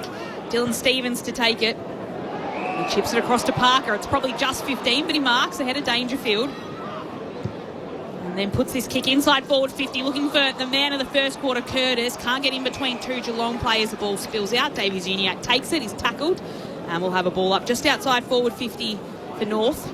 Looking towards the Selwood stand end in this second term. Davies Uniacke again barges through, takes it. Hand passes behind him. O'Sullivan takes it for Geelong. Hand pass to Humphreys. It's stolen back by Doverston. Hand pass to Spargo. A shot on goal for North. It's spiralling its way towards there, but it's not on line. In fact, it's out of bounds on the full, so no score there for North. Geelong ahead by 6 points. He's done not a lot, Spargo, so when you get the football like that and have an opportunity... And that's what it's an opportunist, isn't it, Mick? When you're that small forward, you get starved of the football. You've got to make those opportunities count. Long kick. Martin marks the footy. Advances Geelong beyond the wing. Pose was going back with a flight, had his arms chopped. And he'll win the free kick right half forward here. Right half forward, it's short and inboard. Now Holmes receives the hand pass, running. And a flat ball. It's an awkward ball. Sort of dipped on Comden. He was able to recover. Gave the hand pass to Zerha, who kicked it 3 metres backwards to McDonald, who gave it to Core and said, get it out of here. It's not a great kick from Core. Intercepted by Humphrey, still inside attacking 50. Can't quite keep it in. It'll be a stoppage 30 metres around from the Cats' goal. If you're going to make a mistake, don't make it in the back 50 by taking a chance. You've got to play the odds. If he had gone another step and kicked the ball 5 more metres, which he had the capability, he would have found someone outside 50. Toss back into play from the stoppage. Kick forward through the hands of Martin. Coming off his line strongly was Comden. He was taken in a tackle, though. Did well not to fumble the footy. From the boundary, Dempsey. A snap at goal. It's a little too narrow and one behind. First score of the second quarter for the Cats. 4-4-28. They lead the Roos 3-3-21. Zerha brings it in, chips out to Stevens, left back pocket. He'll clear defensive 50 to a contest, pushed away by Dersmer. It'll work for Zerha. He's in some space, can take it and can hand pass it across to Simpkin. In the centre of Cardinia Park, will kick to half forward. Curtis just turns around and waits. Read the ball beautifully in mark. Centre half forward for North Melbourne. Puts this kick towards Larkey. Just not enough on it. Cameron's down there helping out in defence for the Cats. Punches it away. Dempsey overruns it. Allows Spargo with an in. Hand pass across to Doverston. Picks it up on the second attempt. He hand passes to nowhere in particular. And Cameron's chasing after it. Spargo chases after him. Cameron's just on his knees. He's spent, Cameron. He ran a long way to get that fist on Larkey's ball. Yeah, he's a great half forward that can work back, doesn't he, for his team. Cats by 7. 5 minutes played second term on ABC Sport. Back into play. Davies Uniacke over the back, got the hand pass away. Trembath left it for Powell. He gave the footy to Trembath, who snaps towards goal, and he just misses to the right-hand side. Would have been a handy one to start this second term. Closing the margin by behinds. They are leading by a goal, the Cats, but under plenty of pressure here from the Roos. Max Holmes darts the kick out to Kolajasny. Back flank for the Cats. Puts it out to Bowes. who can't mark but can gather it. Hand pass it to Bruin, hand pass it to Smith, who's got some close checking here from Simpkin, doing well to work the ball. Simpkin back to his advantage on the turf of Kardinia Park, pushes it out. It's Dangerfield though that collects. Hand pass to Martin, hand pass across to Smith, who's flung to the floor by Core, and they're having some pushing and shoving as the ball's kicked inside forward 50 for Geelong. It is North Melbourne that'll clear as Logue hand passes to Comben, and he'll clear it out to right half back to Spargo, who marks. Chips it back to Logue. Puts this one out to Sheasel. So chipping it around the defensive 50 until they bring it back to the broadcast side. Chips it across to Zerha. He takes a bounce and then puts it on his boot. He'll go out wide, close to the boundary, looking for Curtis, who was facing a 2-on-1 in that situation in College Asney. Kills it over the boundary for a throw-in. Good body work by Curtis, though. He was out of position, turned his body to make sure that the Geelong player, Colin Jasmine, just couldn't get near the football and have to spoil it as opposed to mark it. He's pretty good on the bench press, isn't he, Boomer? Yeah, he's up to about 150 at the minute, I think. Curtis turns tackler on that occasion as well. Cherry picks it up, kicks inside 50 only as far as Humphreys, though, who read that nicely. Umpire wave play on. I've got no idea why. Clearly went about 20 metres, so Humphreys had to play on quickly. Ball turned over. Trembath got the hand pass away only as far as O'Connor, though. Off to Warple and back to O'Connor through half-back. Short kick out wide. And he finds on the AFL logo Bowes, who goes short. Further still, on a long lead, Cameron takes it. 2 kicks from goal. Short kick this one. You'll get this back to O'Connor, and he does get it back. He waltzes to 55, thought about the shot. Instead, he puts it on a platter for Dangerfield, who takes the mark. 40 out directly in front. I could read this, but we're 150 metres away from that. He kicked it short, ran to the right, and we said he's going to get this back, and the North Melbourne player stays on his right. He's a left footer. Yeah, there's only 2 players that do this regularly. One is Nick Dacos. The other one is clearly Cameron. They are so predictable. But let him get it on his right foot, Nick. I haven't seen him kick on his right foot for, I don't know how many games. I don't think he's got one. Dangerfield to open his account this afternoon. 3 touches in the opening term. Kicks from 50, lays into it. That never looked like missing. Sometimes a weakness of the champion, not on that occasion. Dangerfield makes beautiful contact straight through the middle. After North have had a couple of chances in this second term, it's Geelong with the first. 5-4-34, leading North Melbourne 3-4-22. We've played 8 minutes in the second term. That is a beautiful kick. All the way down. Geelong held their ground in their forward line, so their backline player was next to them, didn't know where to go. Back forward was playing front, and once you look, Cameron comes out of the back line, out of the forward line, is able to use the football up to a leading player. Dangerfield actually step one step back and then come forward, so he lost his opponent, and it's an open forward line. But as you say, Boomer, it was really, I mean, you just stretch the imagination going, well, listen, if he's a left footer, cut the left foot off. Just go with him. They're the little things, Mick. They're smart thinking. Yeah, 1% as they're called, aren't they? Back in the middle, it's Geelong again, this time through Warple. Puts the kick right inside 50. Goes through Neil's legs in the end.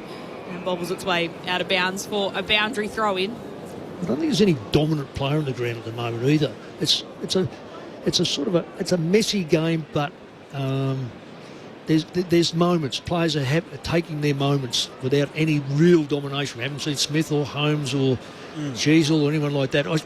To me, the best player is probably Cherry. Yep. So Sherry picked it out of the ruck again in that case, then lost the footy. Warple went in, dived on top of it, and we'll have another ball up inside forward 50 for the Cats. Holmes has had 9 disposals, had 8 in the first quarter, so he had a good first quarter, but hasn't really seen much of it this quarter. Atkins takes the footy, hand passes it to Dangerfield, flicks it across to Warple. There'll be a free kick call on Dangerfield. Getting a free kick. Free coming back to Paddy Dangerfield. He doesn't know why he got it. Holding. Hung on a bit too long, I think. He'll take it anyway, and he'll kick this one right towards the sticks to the line. Not a great kick. Can be taken. The kicks that go 2 metres out just allows the defence to punch it through. It's got to go to the top of the goal square, so there's a 11, 12, 13 metre gap. If they punch it back towards goal, they're a little bit scared about it. Yeah, Neil didn't have much room to work with there as he, punched over the line. Geelong ahead by 13. Daniel receives the footy. Looping hand pass over the top to Logue, who kicks it outside of defensive 50. Darling in a 2-on-1, and he was forced to hold his man there. Gives away the free kick. It's going the way of Kolajasny. Maisie, you said it. The kick down the line again went to a 2v1 in Geelong's favour. Poor kick. Gives it to the running Guthrie, who kicks inside, attacking 50 to a 2-on-1, this time in favour of the Roos. Sherry up and down the pipe, and then Logue has it. Back to Sherry, forced to kick on his left, and straight to Jeremy Cameron, who takes it 75 from the Cats' goal. Let's see if it's third time lucky for the chip and chase. Oh, is he going to do it again here? He's thinking about it. Definitely wants it. Oh, he could have got it, so he got separation from Sheasel, and the short kick to Bruin, unfortunately, wasn't paying attention, didn't read the script. Instead, he kicked longer to the top of the square, and that's a great mark by Comden again. Third or fourth contested mark in defence. And not a great That's kick. a really poor kick coming out, straight to Bruin. Take two, we're going again. He's got such a great intercepting knack and can take contested marks, but lets himself down a little bit with his kicking, Charlie. Whether it's decision-making or execution. Oh, I think it's more decision-making. It floats beautifully straight to the opposition. Bruin waits and then wants to kick it towards Dangerfield. He was spotted on the lead, and Davies Uniacke flies in front of him to cut the pass off. And Max Holmes is sitting in the pocket all by himself, 20 metres, puts a hand out and says, hey, any chance? He was there for 5 minutes. He was, wasn't he? Would have been an easy kick too. Davies Uniacke chips it towards Doverston. So this is where they can't break free because they've got no run from behind. So it's all now in front. They've got to mark it, otherwise it's no good. There it is, no good. Kick comes. Finn O'Sullivan nearly takes the mark, drops it, but North Melbourne will win out here. Sheasel to Daniel, hand pass to Spargo. He flicks it backwards towards Jack Darling, who shoves it on his boot. It'll go inside 50 now for North, because it comes out the back, bounces off Nick Larkey. Then there'll be a push play, and it'll be a free kick. We tried to fend off. That's the rule, isn't it? Yeah, if you put your hand out and think you can fend off and you get caught without I didn't see the fend off. And it wasn't a lot of time, Mick, but he just put the hand out. Yeah, all right. So Davies Uniacke with the free kick. He tried to kick it to Lockie Doverston inside forward 50, and Holmes easily picked that footy off. And that's an intercepting mark for the Cats. They're ahead by 13 points. They've kicked the only goal in this second term so far. We've played 13 minutes. Been a scrappy start, to say the least. Turnovers are plenty. He's kicked up towards the wing, close onto it, went to Soccer, had a fresh air, he went back and got it. Handed it to Martin, who goes inboard to Bruin, who ran himself into trouble. Looping hand pass over the top, missed the target. Now a turnover. Trembath getting back onto his left. McKercher clearly didn't have a right because he had a player out all on his own on the outer side. Finally, Blamiers ends up with it. He goes quickly up towards half forward. Again to a 2-on-1. Overcooked it. Trembath might have given the free away. He did. Terrible kick, terrible play. North just didn't work hard enough in front of the ball to get the numbers. Both teams are scrappy at the moment. Humphreys with a risky kick inboard. He finds Mullen. And passes it to Holmes, who wants to flick it across to the broadcast side of the ground. That's what he does where Neil can mark. Right next to the AFL logo. And then he kicks down to Close, who's at right half forward, all by himself. He'll square this one up, put it inside 50. He was hoping for a mark from Edwards. Couldn't take it. Falls down. But Donald's there to collect for North. Hand pass to Darling. Hand passes it to Blamiers, who can take a bounce. Played in for Wardlaw. Hand passes it across to Finn O'Sullivan. Hand pass to McKercher, and they're trying to run it down the wing here, North Melbourne. Little kick here was tough for Larkey. Will he pay the mark? Yes. Maybe might have touched the turf, but he'll get paid. And now he doesn't know what to do with it. He's indecisive. He's been told to play on. And so he hand passes to Finn O'Sullivan, running by his right. Chip kick to Dersma, stretches out his left arm and takes the mark. We should kick this Dersma. He's burnt 3 players so far on the way running past, so now you've got to go back and kick it. A couple might have told him about it too, Nick, I think. Yeah. Sheasel being one. Well, so Zane Dersma, 53 metres out, he's going to have to kick this from. Well, he's glowing. He's that hot. Here he comes. Jogging into the mark. Launches this one towards goal. Has he got it? Well, there you go. Yes, he does. Don't worry about anyone running alongside you. If you can do that, just kick it yourself. Zane Dersma brings North Melbourne back within 7 points with North Melbourne's first goal of the second term. It is Geelong 5-5-35 leading the Kangas 4-4-28. About 15 minutes played in this second term. Your ABC sport experts, Mick Moldhouse and Brent Harvey. Boomer, I don't have any problems with players who go back and can kick a goal, so long as they can kick a goal. Because if you're going to...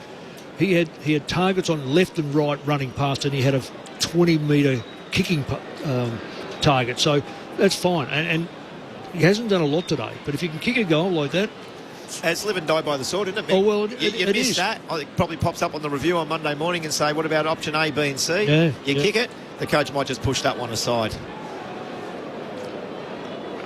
Tossed up in the middle. Sherry and Edwards fight again. Sheasel running through traffic. Got the clearance. Off to Sherry. Hand pass to the front of the stoppage to O'Sullivan, who just had to hit Simpkin with the hand pass and missed him. Turnover ball. Now inside attacking 50 for the Cats. Oh, wonderful spoil by Daniel in the end. And he finds the boundary line. That was crucial because it looked like Ollie Henry was going to swallow that and he would have had a shot at goal. Well, didn't have to. The hand pass at the centre from a under 11 player would have hit the target. You just cannot give the ball up that easy, can you? It's a basic hand pass. Toss back into play. Sherry with the clearance. Edwards there on Larkey. He stripped to the foot. He could have been holding the ball. Umpire wave play on. Cameron onto it now. Hand pass out wider still to Manor, who kicks inside 50. Henry again. Couldn't take it on that occasion. Lamires gets it out of there. And now Darling has it. Bit of a steadier here for North Melbourne. He's at right half-back, called to play on. Goes immediately and threading the pass there nicely, and Powell takes the mark. Only his third touch, Tom Powell. We spoke about him before the game, having a quiet game last week and needed to bounce back. There's the hand pass over the top to Darling, who kept on running. Darling over the top. It's Blemires, and then inboard again to Parker. Now to McKercher, who can use it. Uses his pace and then goes short, a little too short for Stevens, who had to pick it up on the half volley. His hand pass was fumbled. McKercher kept on running. He couldn't grab the bouncing footy. Hand pass over the top to Sherry, who kept his arms free. Hand passed it straight to Dempsey as if he was wearing a North top. He dropped the footy as well. This is very scrappy. Lawson Humphries has it held to him. Someone check that mate, footy. It's raining. Surely it's raining. Correct me if I'm wrong. Are both teams really, really poor below their knees tonight? They're shocking. There's been so many fumbles. So Zerhard takes it and hand passes it to Luke McDonald right through the centre of Kardinia Park, chips it across to Stevens. Never seen so much double grabbing. Standing on the AFL logo, chips it, and that is easily picked off by Close. The kick was too short for Finn O'Sullivan. Close picks it off, and now Geelong will run through the centre of Kardinia Park. Hand pass to Bowes, hand passes it to Smith. Little chip kick inside 50. Jeremy Cameron marks. Yeah. You can't put that on Griffin Logie, direct opponent, because... No, it's not his fault. As an old coach of mindset would say, not even Superman could stop that. No. Because they had a wave of 3 players running in with 0 pressure on. Probably could have taken a bounce, Bailey Smith, if he really wanted to. As soon as the full forward, Cameron in this case, hits back at the ball, Logue's got no chance. Well, overuse of the football, Boomer. If North had to kick the ball into a one-on-one in the forward line, it's 83 possessions to 63. They're dominating North. On the turnover, Jeremy Cameron to convert. He misses. He's third behind of today, Jeremy Cameron. It's Geelong 5-6-36, North Melbourne 4-4-28 at Perth Stadium. It is Richmond 8-4-52, leading the Eagles 6-6-42. A full call of that available on the ABC, or on ABC. Listen on the AFL Extra button. North Melbourne work it up to the wing. Dempsey on his hands and knees. Got it to Smith, to Humphries. Inboard hand pass is good to Close. He kicks long to the top of the square. Neil's tracking back. Well done by Court. Positioned him nicely. Took the intercepting mark. Yeah, very good mark. And it wasn't a great kick then by Close, was it? Put it to the North Melbourne player advantage. McDonald. The 1-2, and then his hand pass is intercepted. Knocked down. Luckily, Logue was back onto it. Davies Uniacke there for a bit of support. His kick is smothered on the way through. Curtis intelligently didn't take possession, just knocked it to the advantage of Davies Uniacke. Out wide does Dersma. And Davies Uniacke kept on running and is rewarded with the footy as well. Didn't quite take the mark, but receives a hand pass from Darling. Gets to the top of 50. Then kicks low off to Curtis. Diving, couldn't take the mark. Doverston over the top. Another fumble. Daniel in there now, back to Doverston. He loves getting low and copping off tackles, and he's got another one here. Well, this rain is absolutely making it so slippery, and it's putting it on the deck. It's unbelievable, Boomer.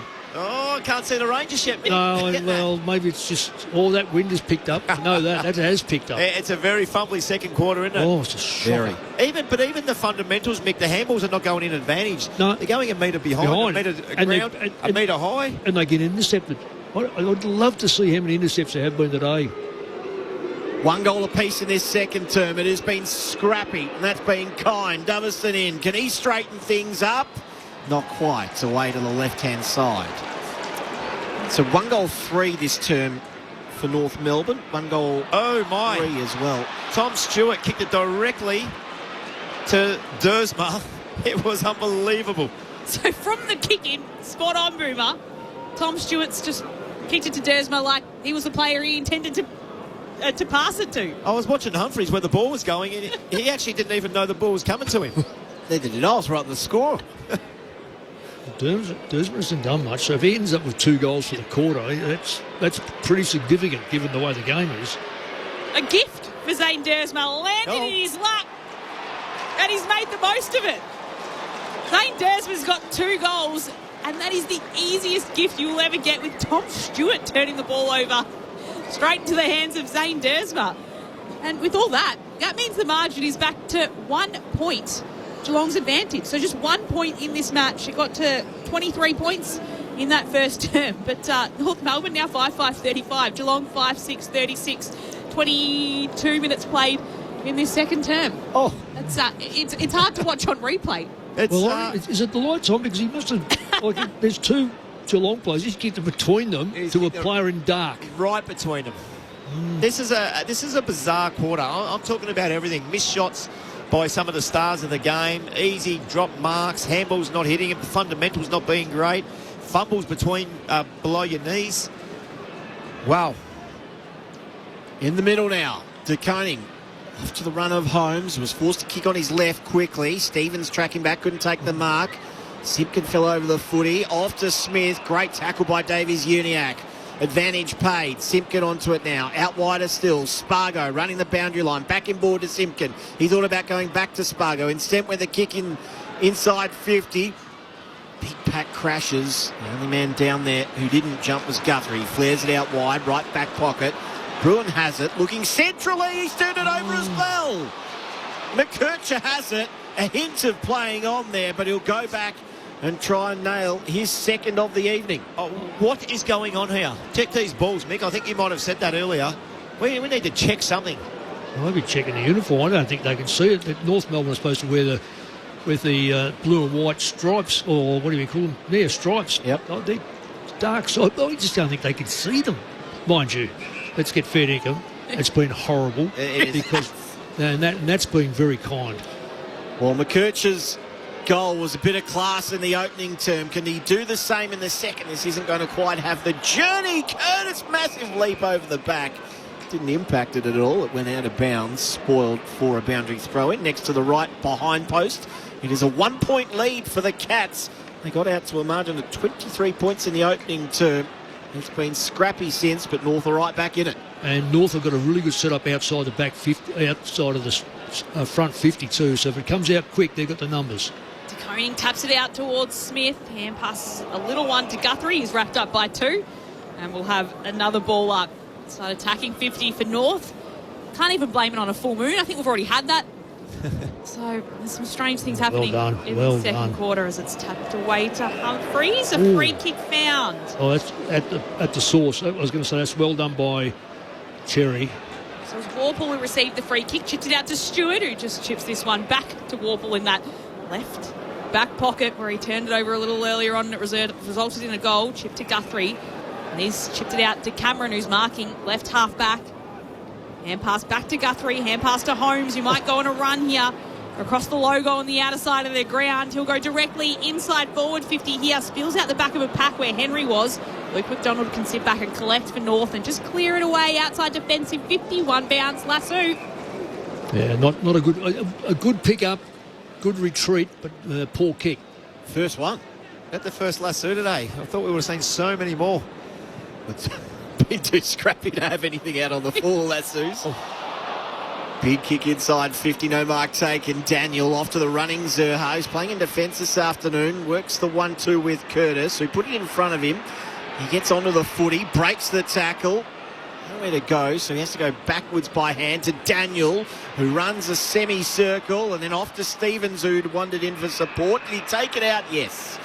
Might have just got away with it there, but the boundary umpire got him. It'll be a ball in. Kick and a half from Geelong's goal. 5-6-36 plays 5-5-35. 25 played second term. Not expecting this to be a long quarter.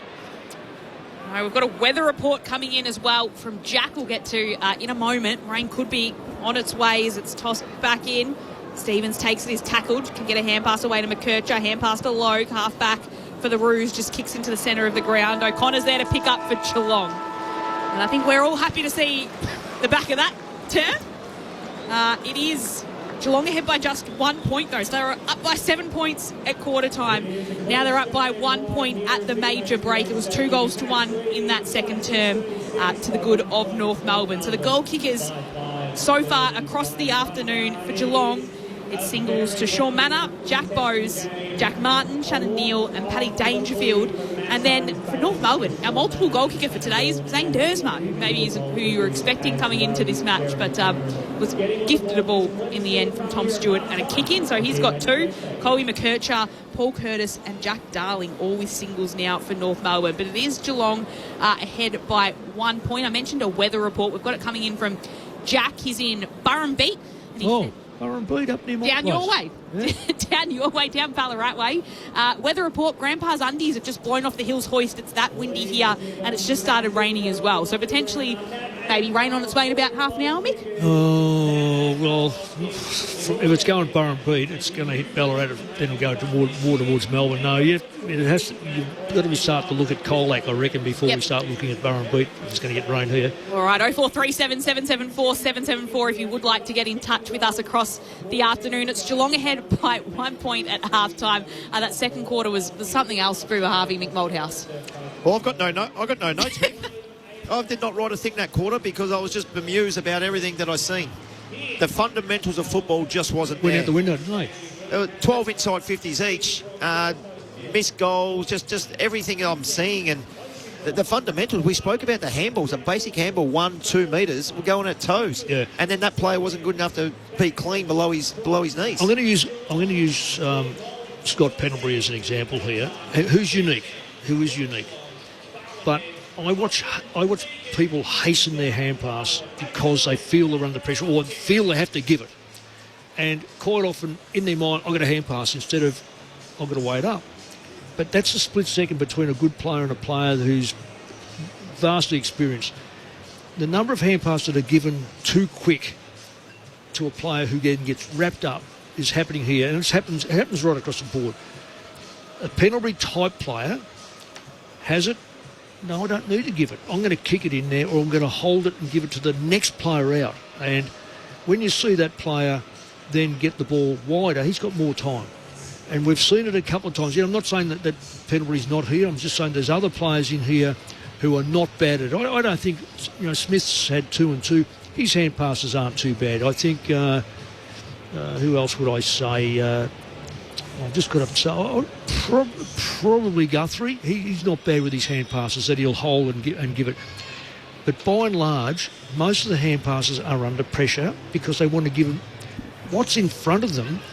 The loose player in defence is not being effective at the moment. We haven't really thought, gee whiz, you've got to do something about Stewart, or we've got to do something about Zahur, or we've got to do something about, because they're breaking through the lines. It's more about playing in front, getting the ball in there and forcing an issue. And Geelong on their goals, they only kicked one that quarter, but they kicked 1 3 to 2-3. When they go in, their forward line looks so much more structured, and they've missed a couple of goals. North, on the other hand, they've bludgeoned the ball up the ground, and then you've had to work hard for the goals. They've come because they've made a great contest of it. But what serves the most is going to be, as you called it in the first quarter, Boomer, Geelong got easy goals or easy shots on goal. Yep. If that happens in the third quarter, well, the game's over at three-quarter time. If North can make sure that there's no easy goals, but on the same token, get some easy goals. We've seen some long goals, but the setup sometimes it's too. 113 possessions, North Melbourne, 114 possessions to Geelong, 83. Well, you know what the difference inside 50s with? Geelong's favour. So it's overuse. You don't see this stat line very often. Geelong's leading disposal getter is Max Holmes with 13.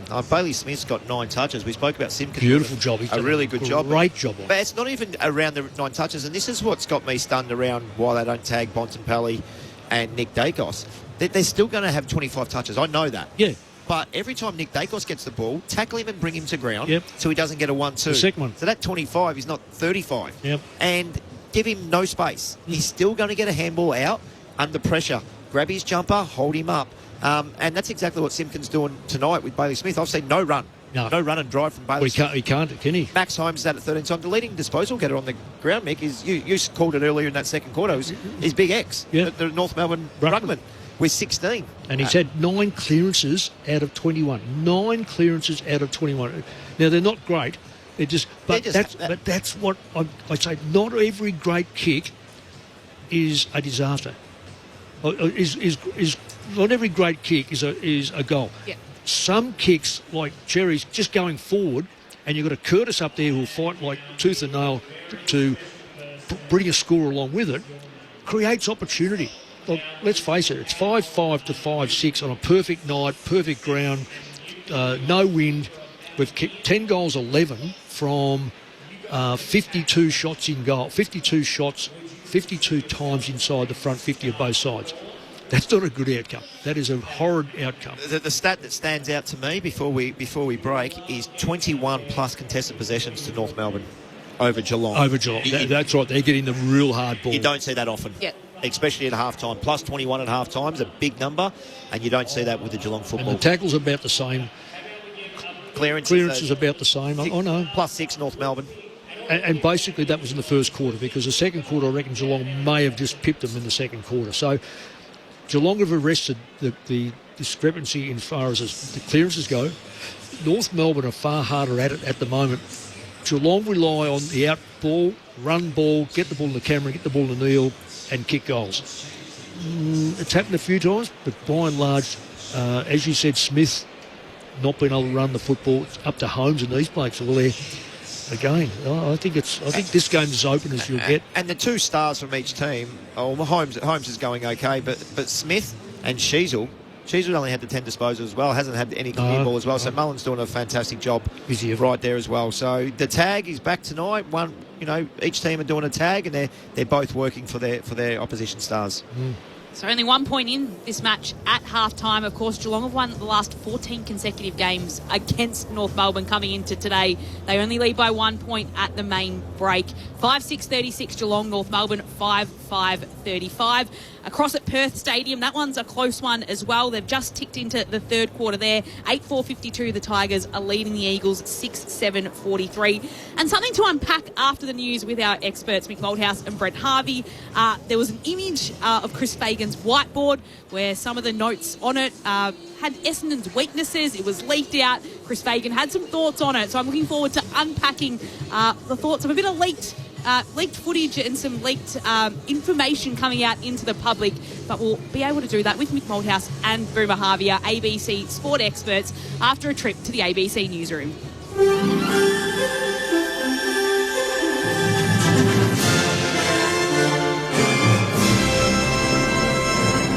Hello, this is ABC News with David Rowlands.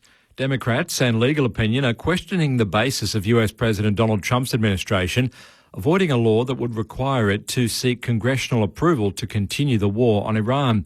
Larry Buttrose has more. The administration was obliged to seek congressional approval for military action that extends beyond 60 days. But it argues the war has already ended because of the ceasefire that began last month. Defence Secretary Pete Hegseth told a congressional hearing the clock had paused on the deadline. But Democrat Senator Tim Kaine said he doesn't believe the statute would support that. And Professor Heather Brandon-Smith from Georgetown University Law says a ceasefire doesn't stop the clock. It comes as Mr Trump rejects the latest peace proposals from Iran. The Federal Energy Minister has reiterated the government is looking at whether further support needs to be offered to some businesses due to high diesel prices. With the Strait of Hormuz still closed in the Middle East, some truck drivers are suggesting further relief needs to be provided in order to counter ongoing hefty fuel bills. Chris Bowen says the Iran war is putting pressure on many businesses. That's why we acted to take the road user charge, the heavy vehicle road user charge, down to zero, and to cut the excise in half, and to work with the states to cut the GST. That was the most important thing we could do. We've also made clear that we will always consider what further actions are necessary to provide businesses with support. Green Senator David Shoebridge says youth justice systems are failing Australia-wide, but the situation is particularly dire in the Northern Territory. Senator Shoebridge has been in Darwin for hearings as part of a Senate inquiry into youth justice and incarceration. He says the committee heard of NT practices that would cause a major scandal if they occurred in Sydney or Melbourne. This was the first time members of the committee had heard evidence about kids 10, 11, 12 years of age being put in shackles, having their wrists shackled to a belt around their waist, and then being flown on commercial flights from Alice to be held in a kids' jail on remand in Darwin. Police are investigating a violent home invasion in Melbourne's outer southeast overnight, which is possibly related to the arson attacks on hospitality venues. Fraser Fife reports. Police say two men forced their way into a home on Corvara Way in Pakenham and confronted one of the residents shortly before 6 o'clock this morning. One of the intruders fired a shot during the incident and the pair then fled. The victim and several other people also home at the time weren't injured. Detectives from Operation Eclipse will investigate whether it's linked to recent incidents targeting licensed venues across inner Melbourne, which police believe involve organised crime syndicates. Anyone with information is asked to contact police. Drivers in Sydney South are facing fresh uncertainty after a key deadline on the M6 motorway project was missed. The Minns government has confirmed the contractor failed to meet a May 1st default notice deadline, but there's still no clear timeframe for when construction will restart. The $3.1 billion project has been stalled for more than 2 years. Shadow Roads Minister Mark Coeur says the government has offered no clear path for what occurs next. This project has been stuck in limbo for more than 2 years, and certainly the people in the southern Sydney are tired of the delays, they're tired of the excuses, and they want answers now. This is a multi-billion-dollar project, yet the government can't give a clear timeline. Significant rail disruptions are set to impact Queensland commuters for the foreseeable future as a pay dispute with unions continues. There'll be a reduction in the number of services starting from Tuesday until further notice, with the state's rail operator arguing industrial action has caused a maintenance backlog. Queensland Rail Head of Corporate Affairs, Nev Conway, says the new schedule will be in place for quite a while. This timetable is the one that will be running until further notice, until we, if there's a further downgrade of services needed, we may have to do that if action continues. And a Russian filmmaker's Oscar award has been found after it went missing during a flight from New York to Germany. Pavel Talankin checked the award into hold luggage after transport officials deemed it a potential security threat. German carrier Lufthansa located the statuette in Frankfurt and is trying to return it as soon as possible. Mr. Talankin won the award for the best documentary this year for his work on Mr. Nobody against Putin. ABC News. She's gotten worse. Lots of anger. Ursula Carlson, No Filters, brand new comedy. She's contracted early onset Karen. Ursula, streaming now on ABC iView. This is the 2026 AFL Premiership season with ABC Sport. Short kick this one. He'll get this back to O'Connor, and he does get it back. He waltzes to 55, thought about the shot. Instead, he puts it on a platter for Dangerfield, who takes the mark. 40 out directly in front. Dangerfield. 3 touches in the opening term. Kicks from 50, lays into it. That never looked like missing. Sometimes a weakness of the champion, not on that occasion. So he hand passes to Finn O'Sullivan, running by his right. Chip kick to Dersma, stretches out his left arm and takes the mark. We should kick this Dersma. He's burnt 3 players so far on the way running past, so now you've got to go back and kick it. Zane Dersma, 53 metres out, he's going to have to kick this from. Launches this one towards goal. Has he got it? There you go. Yes, he does. Don't worry about anyone running alongside you. If you can do that, just kick it yourself. A gift for Zane Dersma, landed in his lap, and he's made the most of it. Zane Dersma's got 2 goals, and that is the easiest gift you'll ever get, with Tom Stewart turning the ball over straight into the hands of Zane Dersma. The AFL on ABC Sport. On radio. ABC Sport Digital Radio. And ABC Listen. It is Geelong ahead by 1 point against North Melbourne. The Kangas haven't beaten the Cats since 2015. It's been a long time coming, but they're only 1 point behind at half-time. 5-6-36 playing North Melbourne at 5-5-35. Lauren Borden and Andrew Mays calling the action. Mick Malthouse and Brent Harvey, your ABC sport experts. There is another match going on right at the same time. That one's in the west at Perth Stadium, where Richmond currently have a 15-point lead, 9-5-59. They're leading the West Coast Eagles 6-8-44. About 12 minutes left in the third quarter there. So we'll keep you across that result throughout our match at Cardinia Park. Of course, you can jump on ABC, listen and click on the AFL Extra button if you'd like to hear a full ball-by-ball call of that. 0437 774 774 if you'd like to get in touch with us throughout the afternoon. But something has come out of today's match between Essendon and Brisbane. The Lions there won by 64 points, so far too good for the Bombers. But a leaked image reportedly taken by a member of the public shows the Brisbane Lions players' notes on Essendon opponents on a whiteboard, listing their strengths and weaknesses. One comment getting a bit of attention lists Harry Mackay's weaknesses as no confidence, while Jackson Pryor's only noted strength was his girlfriend's name. So it's leaked and it's reportedly taken by a member of the public. Dane Zorko was asked about the leaked image post-match with the ABC Sport team. Yeah, we were made aware of that last night, and we were obviously really disappointed that we allow external programs to come in and use our state-of-the-art facility. So the fact that someone felt the need to, it was probably harmless, but the fact that it filtered in, it's not new for us. We've done an opposition board for a number of years. Ever since Fages has been in our football club, we want to know a little bit more about our opposition that we're playing. And, we're obviously really disappointed with that. But, we put it to bed this morning and we got to work. Did you hear about it on field? Did any of the Essendon guys reference it? Nah, mate. I mean, if you're going to let that sort of stuff get caught up in trying to execute your game plan, the game's way too hard. For those that have played it, it's way too hard to be worried about what was said on a whiteboard. I don't think there was anything too derogatory towards anyone. Just gives us a better understanding of the opposition we're coming up against. So, yeah, look, if you're going to use that as motivation, you're probably going down the wrong path, I reckon. So that was Dane Zorko chatting to the ABC Sport team. Post-match in the winners' rooms, Chris Fagan, the coach of the Brisbane Lions, was also asked about it in his post-match press conference.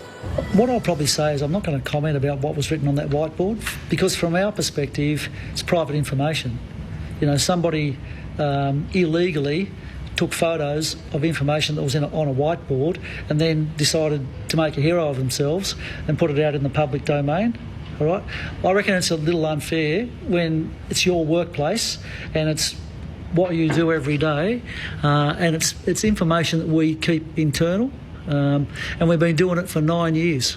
We've been writing the strengths and vulnerabilities of opposition players up on a whiteboard. I'm not going to comment on isolated things that were written on it. I can promise you, though, that nothing was written up there that there was anything sinister in mind or degrading in mind at all. And that's where I'll stay with that. Do you feel the need to address it with Jackson as a former player and teammate? I spoke to Jackson out on the field after the game, as did a lot of our players, and had a bit of a laugh and a joke together. So, I'm happy for you to go and ask Jackson what he thinks. So there's Chris Fagan chatting about that leaked image of a whiteboard in the Brisbane Lions rooms about the strengths and weaknesses of Essendon players. To get your opinion from a coach's perspective, from a player's perspective, Mick, what are your thoughts when something gets leaked from internally from the club rooms, and it's an image taken by a member of the public that with social media and with the internet these days has become widespread? Well, those things will happen. There's no question about that. But Chris Fagan is spot on. If that is their room and they've lent the room out to people in good faith, then that information should be just left there. There's no question in my mind that it's the sort of stuff that you will write about. Look, it's not something I would do, but I would certainly talk about it. If I thought for one moment there was a weakness in the side or weakness in a player's game, then it's up to you to understand that, relay that onto your player group or a player who may be, we've got taggers tonight. Okay, what's their strengths, what's their weaknesses? I'm sure Clarkson is doing it for Simpkin over Smith, saying, well, this is what he does and this is how you can get him, or look, watch out for this. And the same with Chris Scott. So it happens right across the board. and I am totally in agreement that if it's been betrayed because they've done the right thing by lending their rooms out, then shame on them. And I couldn't agree more. You let people into your facility. I just think it's silly that someone could take a photo and put that on social media or whatever they wanted to. But that board there that I just quickly looked at looks like that is a board that's set up and everybody's got input to it. So it looked like it was different handwriting. That's not one person. A player would come up and say, Bailey Smith, elite runner, but not great on his left side, for instance. I think it's a betrayal as well. There we go, the insights on that issue with Brisbane from Brent Harvey and Mick Moldhouse. Play gets underway in the third term. It's Geelong ahead by 1 point. Here's Andrew Mays. Cherry wins a free kick and takes the advantage, and Trembath almost takes the mark. Front and centre, Spargo off to McKercher, who's free. Perfect start coming up for the Roos for the second half. He delivers, and for the first time this evening, North Melbourne have the lead. 6-5-41. Playing Geelong 5-6-36. We have played about 35 seconds in this third quarter. Well, it goes to the ruckman again. I don't know whether he's been registered as... I'm looking at the stat here. That's Cherry. I know he pulled his way through there. Did he not touch the football? I just think... No, he kicked it. He kicked it in. Yeah. Well, it hasn't got it in here at all. So I just think that he was fantastic again in there. Not looking at a stat because... No, it hasn't got him. It still hasn't got him in there as getting possession. Oh, yes, it has. Sorry, there it is. It's been adjusted. He was fantastic in there, and he's causing all sorts of trouble. He mightn't get his hand to it, but his bullying work at ground level is outstanding. Absolutely wasted no time, North Melbourne, to jump in the lead, like Maisie said, for the first time this afternoon. Broon just pushes it away and sockers it towards Smith, who can get the ball to Atkins. He hand passes it away in the direction of Bose, who again fumbles the footy early in the third term. Fumbled it twice. Well, even the kick there by the Geelong player, I don't even know who it was. It went 12 metres and didn't hit a target. Yeah. Bose gets an opportunity to grab it one touch and fumbles and then lets North Melbourne back into it. Is Smith playing half forward there, Boomer, and going up to the ball? Yeah, so Bailey Smith started half forward. Jai Simpkin goes back with him and both pretty much come up and play on the ball. So tossed in Hickey side stand over Kardinia Park. It's two good things. For Geelong, he comes up and opens up their forward line. That's why they've got to do something about that, North. They can't allow not to have that sixth backline player in there. The restart, Daniel just pummels the ball right down the wing. Again, there's a contest of players that'll surround the footy. It's Atkins that wins it out and hand passes it to Holmes as Geelong hold on to the footy, and Holmes will put them inside forward 50. He puts the kick out wide of Neil, and Common's there to just easily come in and take an intercepting chest mark for the Roos, ahead by 5 points early stages of this and that's term. Another poor kick by Holmes. It actually went to the advantage of Charlie Comben rather than his Geelong forward. Kick towards the wing. Trembath on the third grab pulled in a big mark. So you can see the confidence growing and the belief growing amongst the North players. Trembath out wide. Powell has it. They just don't get back off their mark quick enough, so under pressure, there it is. It's lucky to go 15 metres. Well, it probably didn't go 15 metres. Powell goes short now. It's with McKercher, who loads up to the top of 50. Punched away. Is it in the back to Sherry? Yes, it is. He's causing all sorts of trouble. Yeah, by far the most dominant player on the ground. Well, isn't he? yeah, and it's not only Edwards, it's also who else rucks for? Yeah, when Neil goes in there, he's all over everyone at the moment. He's not going to have a shot here, is he? Big X. He'll take is he good for 50? Oh, I don't think he'll get the distance from there. And this will be one of those kicks, Mick, that get punched straight through. Why don't they get someone to run around it and just drag the back? It might just be a kick to the top of the square here. So he's going to have to kick from about 53. Oh, he's had a shot. He has had a shot. It's all the way home on hit the post at the last moment. Well, he had the distance, no worries. He did. It just kept going quite a low kick, but had enough penetration. Might be a little bit of breezes. There is now, it's picked up. 6-6-42, plays 5-6-36. It is the Roos with a 1-goal lead. Guthrie brings the footy back in towards Neil. Got two hands, Nurt just spilled the mark. Zerha's in there to collect and hand pass to Davies Uniacke. Flicks it out towards Core. It's stolen. Well done by Atkins of the Cats. His kick, though. Wow. It was a shocker, and it goes straight into the hands of Comben, who it was almost like he directed it towards him. He hand passes towards Daniel. This kick inside forward inside the centre of Kardinia Park was looking for Sherry, but Smith punches it away. Ball in dispute. Core goes in after it. In the end, it's taken by Guthrie. Hand passes to Dangerfield. Hand pass to Holmes, streaming through the centre of Kardinia Park. Goes long. He's looking for Cameron, and he can't take the mark. Dropping back was Comben, but he's going to be pinned there, Comben. So it's a free kick every day of the week. He turned his back on it. Definitely Cameron's. But as soon as Geelong picked that ball up, that was another turnover. Cameron takes off. So Cameron with the left-footed snap. He goes and scores a level at Kardinia Park. Comben just turning his back on the footy like Mick said and interfering with Cameron as he went to take the mark. A free kick, a goal to Jeremy Cameron, his first of the afternoon so far after getting on the scoreboard a couple of times with behinds. And scores are all locked up. 6-6-42 apiece here at Kardinia Park. Your ABC sport experts, coaching record holder Mick Malthouse, games record holder Brent Harvey. So that's the kick that you want. It's to your advantage. That was an 80-20 kick. Charlie Comben, unfortunately, did quite well, but it was a free kick every day of the week. He couldn't do nothing. If he turned around and looked at the ball, he's not going back quick enough to even think about touching it. So what he did was right. He just probably shouldn't have made contact, but free kick's there. And that's the kick that we haven't seen tonight, Mick. It's been to the Geelong advantage. It's a great kick, Boomer, but how did he get the ball to kick it? He got it because of another turnover in the middle of the short hand pass that just didn't find the target. If they're causing North are causing all sorts of problems in the forward line. So what don't they get about a haphazard kick in as opposed to try to create another hand pass? What's the stats? 15-16, inside 50s 3-2. So there's nothing in it. Sherry left high, but this time it's Edwards. His kick smothered. Good pressure there by Sheasel, who turned tackler as well.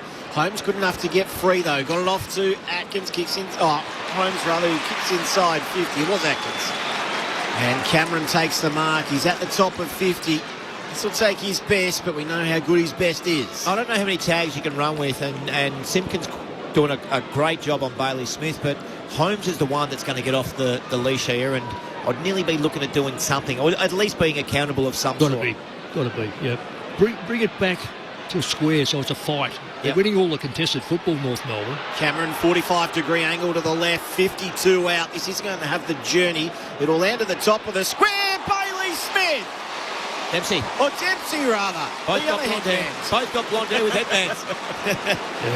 Yeah, he's very capable of doing this on a regular basis. How many times he's marked the ball between 0 and 15 metres out is quite remarkable for a winger. He is very, very good at that. His opponent didn't bother leaping. He thought he was too far behind the pack, and Dempsey flew over the top, took a wonderful pack mark. Now to finish his good work, 15 out, directly in front. He does the job. Geelong have the lead back. He kicked that ball like Mano kicked it earlier in the first quarter, didn't he? No energy wasted on that one. The umpire, which I think it's David Roden down there, had to move quite quickly to his right. 7-6-48 the Cats. 6-6-42 North Melbourne. One straight kick the margin. We played 7 minutes in this third term on ABC Sport. So what this has done with Bailey Smith starting forward, Jai Simpkin coming out of the centre, bouncing, going with him, it's pushed Caleb Daniel either into the centre bounce or up onto a wing. He was trying to get to a wing and push Tom Powell in. Powell told him no. So now Caleb Daniel is in the So this is where waste of time doing this. This is where you got to think on your feet. Get Daniel to play half back, stay half back, Simpkin in the middle. As Smith comes up, pick him up. Swap over after the bounce. Swap over. Why have a half back in the middle of the ground who isn't that good? Sherry, hand pass to Sheasel from the ball up, goes inside 50 for North Melbourne. The kick falls at the back of a pack where Curtis is there, roves and kicks and absolutely sprays it out to the right. He kicked hurriedly, and that's just a behind. It means Geelong's lead cut back to 5 points, Mick. Oh, just unusual for Curtis to miss that. He just, for a left footer, natural left footer, hooked around so badly. I think he rushed it a little bit, Mick, didn't he? I think he did. Yeah, he probably had more time. Long kick out of defence up towards shy of the wing. Holmes, front and centre, roves nicely. Hand pass inboard was okay to Bruin. Back to Holmes, who used his pace to get out of trouble. Off to Henry, and then out wider still to Colin Jasny. He thought about the kick, went the hand pass instead to Warple, who delivers inside 50, over the head of everyone, almost got to the goal square. Comden there, he's tackled immediately, no prior opportunity. Umpire says, I'll have it at the top of the square. Well, for a big man to bend over and pick it up, that was well done, because we've seen a lot of fumbling tonight, but he had to take it. Tossed up Sherry, great tap to Condon, who snaps a lot on the footy, got it outside of defensive 50 though. Tracking back nicely, O'Connor, who turns, kicks right to the hot spot, 30 out from goal. Sherry again. He is extraordinary tonight. He's doing whatever he wants. He's the full back now, taking chest marks in a contested situation. Well, just remember you're a ruckman, so... Oh, and he kicks. It was tight towards Corey. Just got over Dangerfield. He didn't take the mark, but he did well enough to gather it cleanly himself and spear the pass to Larky. I would like to think Paddy Dangerfield might chase a bit harder, though. He just completely, as soon as that ball went past him, just stopped. No pressure whatsoever. Sitting at full forward at the moment, Paddy Dangerfield for Geelong, as Larky chips it out to Simpkin. Need a big player down there at North. Not going to get it. From right half back to half forward, but Guthrie was there. Easily marks ahead of Curtis, who gives him a little nudge. Nothing in that as Guthrie hand passes it to Bailey Smith. He kicks it towards defensive 50 to Kolajasny, who marks, chips out to Holmes, and they switch it across to the outer side of the ground. Short chip kick to Bruin, who then chips it to Kolajasny, and they'll reverse switch it back to the broadcast side of the ground. Kolajasny's kick just partially smothered off the boot. Curtis will be able to go in after it, help it towards Sheasel, who keeps it in. Hand passes over the top of his head. Curtis with a little dinky tap, hoping for a teammate to run onto it. It's Bruin who can gather it for Geelong. Hand passes to Finn O'Sullivan. Hand pass to Guthrie. Hand pass to DeConing. Back to Guthrie. He's caught by Sherry, who is doing it all this afternoon. What a tackle. That is a tackle for Sherry that earns him a holding the ball free kick. Hand pass to Dylan Stevens. Kicks to the top of the goal square. Larky will mark. Just kicked a goal, I think. Well done, Tristan. That is unbelievable. That was a great smother and good pick-up. And again, he's marking in the goal square, isn't he? So yeah, he almost, I think he looked like he was going to play, but he stumbled over the line. So he's oh, sorry, you're talking about him not being lined up. Well, he should be in the 10-yard square. Yeah, that's what I thought. Yeah, so they've got him on an angle at the moment. Well, it's not an angle that should be worrying, but then again, he's still got to kick it. So he just dabs this one through for North, and they take back the lead. North Melbourne ahead by 1 point.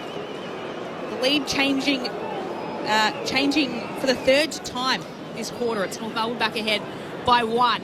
North 7:49, Geelong 7:6:48. 11 minutes played in this third term. Well, he's done it again. He's leading the possession getters for North Melbourne with 4. This is Cherry. Guthrie half back. Holmes middle had 6 each. Bruins had 5. So Geelong are getting their hands on the ball this quarter compared to what North did in the second quarter. But the scores are 2-2 to 2 goals. So North have been a little bit more... Well, I think they've been a bit more productive in their forward line, getting the ball in there quicker and giving their big fellas a chance to mark it.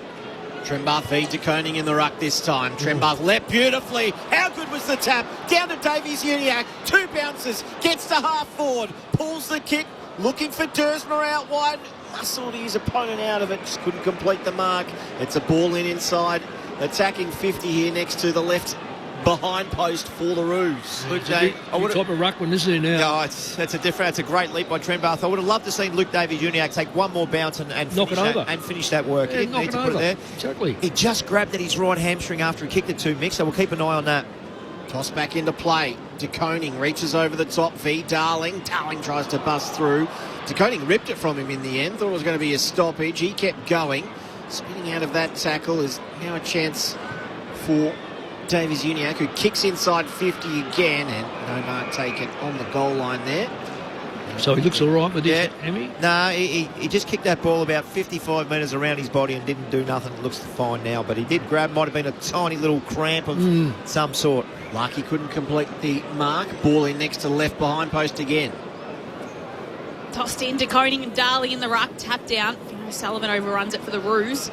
And a pack of players surround the ball. Sheasel's there. He's held on to. So this is where the ruckman that can jump gets found out around the ground. So DeConing with a tap towards O'Sheen Mallon, who ducked around the tackle, will get the free kick for. This was taken high. And it'll be a Geelong free kick. Right in the right back pocket. And O'Sheen Mallon to take it. Trembath can ruck well at centre best where he's got a chance to run on and jump it. But when you get locked into a boundary or ball up around the ground, that's when they... You can't have a third man up either. Probably not big enough and strong enough. No, he's not. He's not. Chip goes to Lawson Humphries, who takes a couple of bounces before kicking out to the wing, clearing it. No mark can be taken by Bowes. And again, players are surrounding the footy. Geelong in their usual strip, the blue and white vertical stripes, and North Melbourne in their darker gather-round kit. So a blue at the top that almost fades into black, a lot darker than their normal kit. Oh, wow. Took a couple of steps then. Couldn't get the hand pass off. That was a good tackle by Geelong. So Logue, the North Melbourne player there, lucky to get away with it. Ball up, Darling tries to take it out himself and emulate Tristan Sherry. He can't. Ball spills out. Again, Finn O'Sullivan's going in after it. Players are just diving on top of the footy. It's another stoppage in the centre of Kardinia Park. North Melbourne ahead by 1 point. Derek has got in touch saying he's loving the tactics talk between Mick and Boomer. 0437 774 774. 15 played third term. Margin 1 point. Now a chance for Manor, who takes a bounce. Gets through half forward. Went a shocking hand pass to Bowes. Put him under all sorts of pressure, and now he's pushed over the boundary line. Wow. That was as poor as I have seen from a player. There was a 2-on-1 running away. Exactly. The North Melbourne player just put him in the V and just held him up, and the handball was like an under 10 handball. That was straight to the ground. I don't like bagging players or doing anything like that, and that was really, really poor. Kick beyond the wing from the Lasso free kick. Dersma turns tackler on to Koning. And kept in, no, not quite, by Lockie Daviston, and it'll be a ball in just forward of centre wing here for North Melbourne. 7-7, they lead the Cats 7-6. We've played just over 15 minutes now in this third quarter. So right in front of the flags, on the Hickey stand, the ball is tossed in by the umpire. Powell picks it up, hand passes it away. O'Sheen Mullen tries to control it. He taps it as far as Atkins. His hand pass over his head will be a turnover, but Davies Uniacke is locked up, and will be on Starling rather, and will be a ball up on that Hickey side stand of the ground. Tossed up, Atkins just pushes it away towards Holmes. Another stoppage. Yeah, stoppages and contested football have even right up. So De Koning this time just rises up and punches the footy away. Davies Uniacke will steal it though. Hand pass to Darling. Hand pass to McKercher. Flick to Sheasley. Hand passes backwards towards McDonald. He's caught. There's that kick. If that ball goes in the forward line, have a look at a Boomer. It's 4v4. No, one more hand pass. But I'm not sure why Sheasel gave that handball when he had shoulders out and could have quite easily kicked that football. Kicks the ball 40 metres. That's what you have to do, is kick the ball about 40-odd metres. Defensive hand pass, and in the end it's Geelong free kick to Jack Bowes, who kicks it out wide. I've got to say, they can't move the ball, Lauren, sorry, but North Melbourne can move the ball any more than 40 metres at the moment. Defence is outstanding by both sides.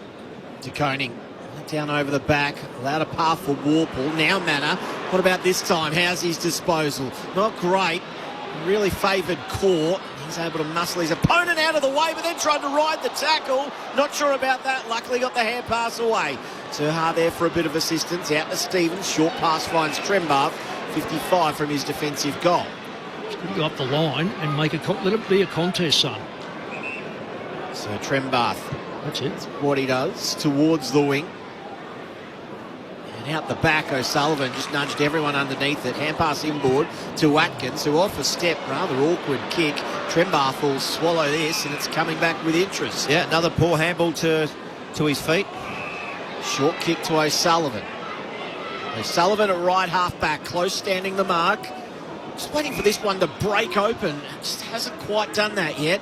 Short pass finds Stevens. I'm not sure it's going to be able to be broken. If you're the forward six in each forward line, you just be yelling out to your mids. Is there any chance you can just get the ball and give me an opportunity? Yeah, it's just you got these marking players down here. So if I can just paint this picture to our listeners, it was basically half forward wing Geelong end. Now the ball is half forward wing North end because of a 50-metre kick. Now it puts Geelong under pressure. If you can't find a target, put it in a pressure position, especially when you're dominating the ruck. So it was a forward kick from Dylan Stevens that resulted in the throwing. Curtis just soccers the footy off the turf inside forward 50. O'Connor under that pressure. Hand pass to Warple. Geelong under all sorts of pressure. The ball goes out. There's the pressure. And it'll be a free kick towards Curtis. That might have been out of bounds on the full. Just a little chip over the boundary as Curtis squares the footy. Tom Stewart's tracking it back, can win it for Geelong. Hand pass to Bowes, hand pass to Martin, flicks it across to Finn O'Sullivan. who just dumps this one in the centre of Kardinia Park.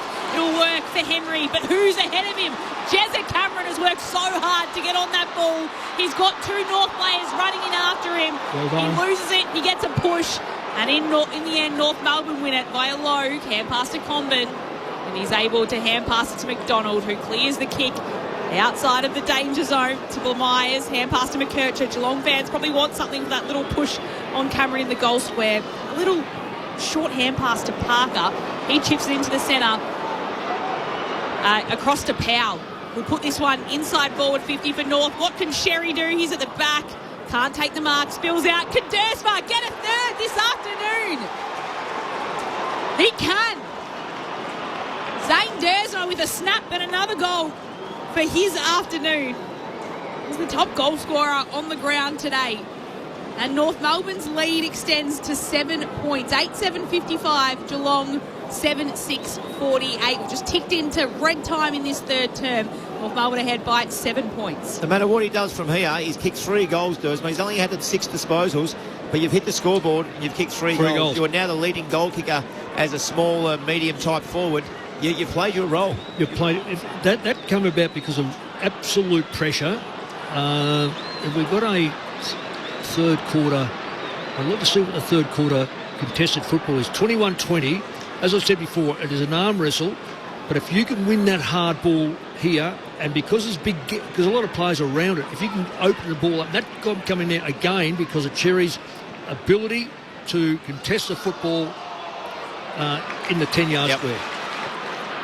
North Melbourne laying down the challenge. Geelong, though, win the clearance from the centre. Kick inside, missed its target. Now a chance for Comben. That is a risky kick. Oh, well done, Michael Mears. Extremely well to take that mark when he was out of position. Well, he just takes too many chances, Comben. That's... I don't know how Clarkson, his heart's still ticking. Mears goes to the wing, knocked away from Cherry. Larkey trying to do some work at ground level. Now Sheasel comes in again, overran the footy. Edwards, hand pass to Close. Now Manor, did he go the fend? Might have been held. Umpire called play on. And he's tackled and held to him. He's going nowhere at the top of 50.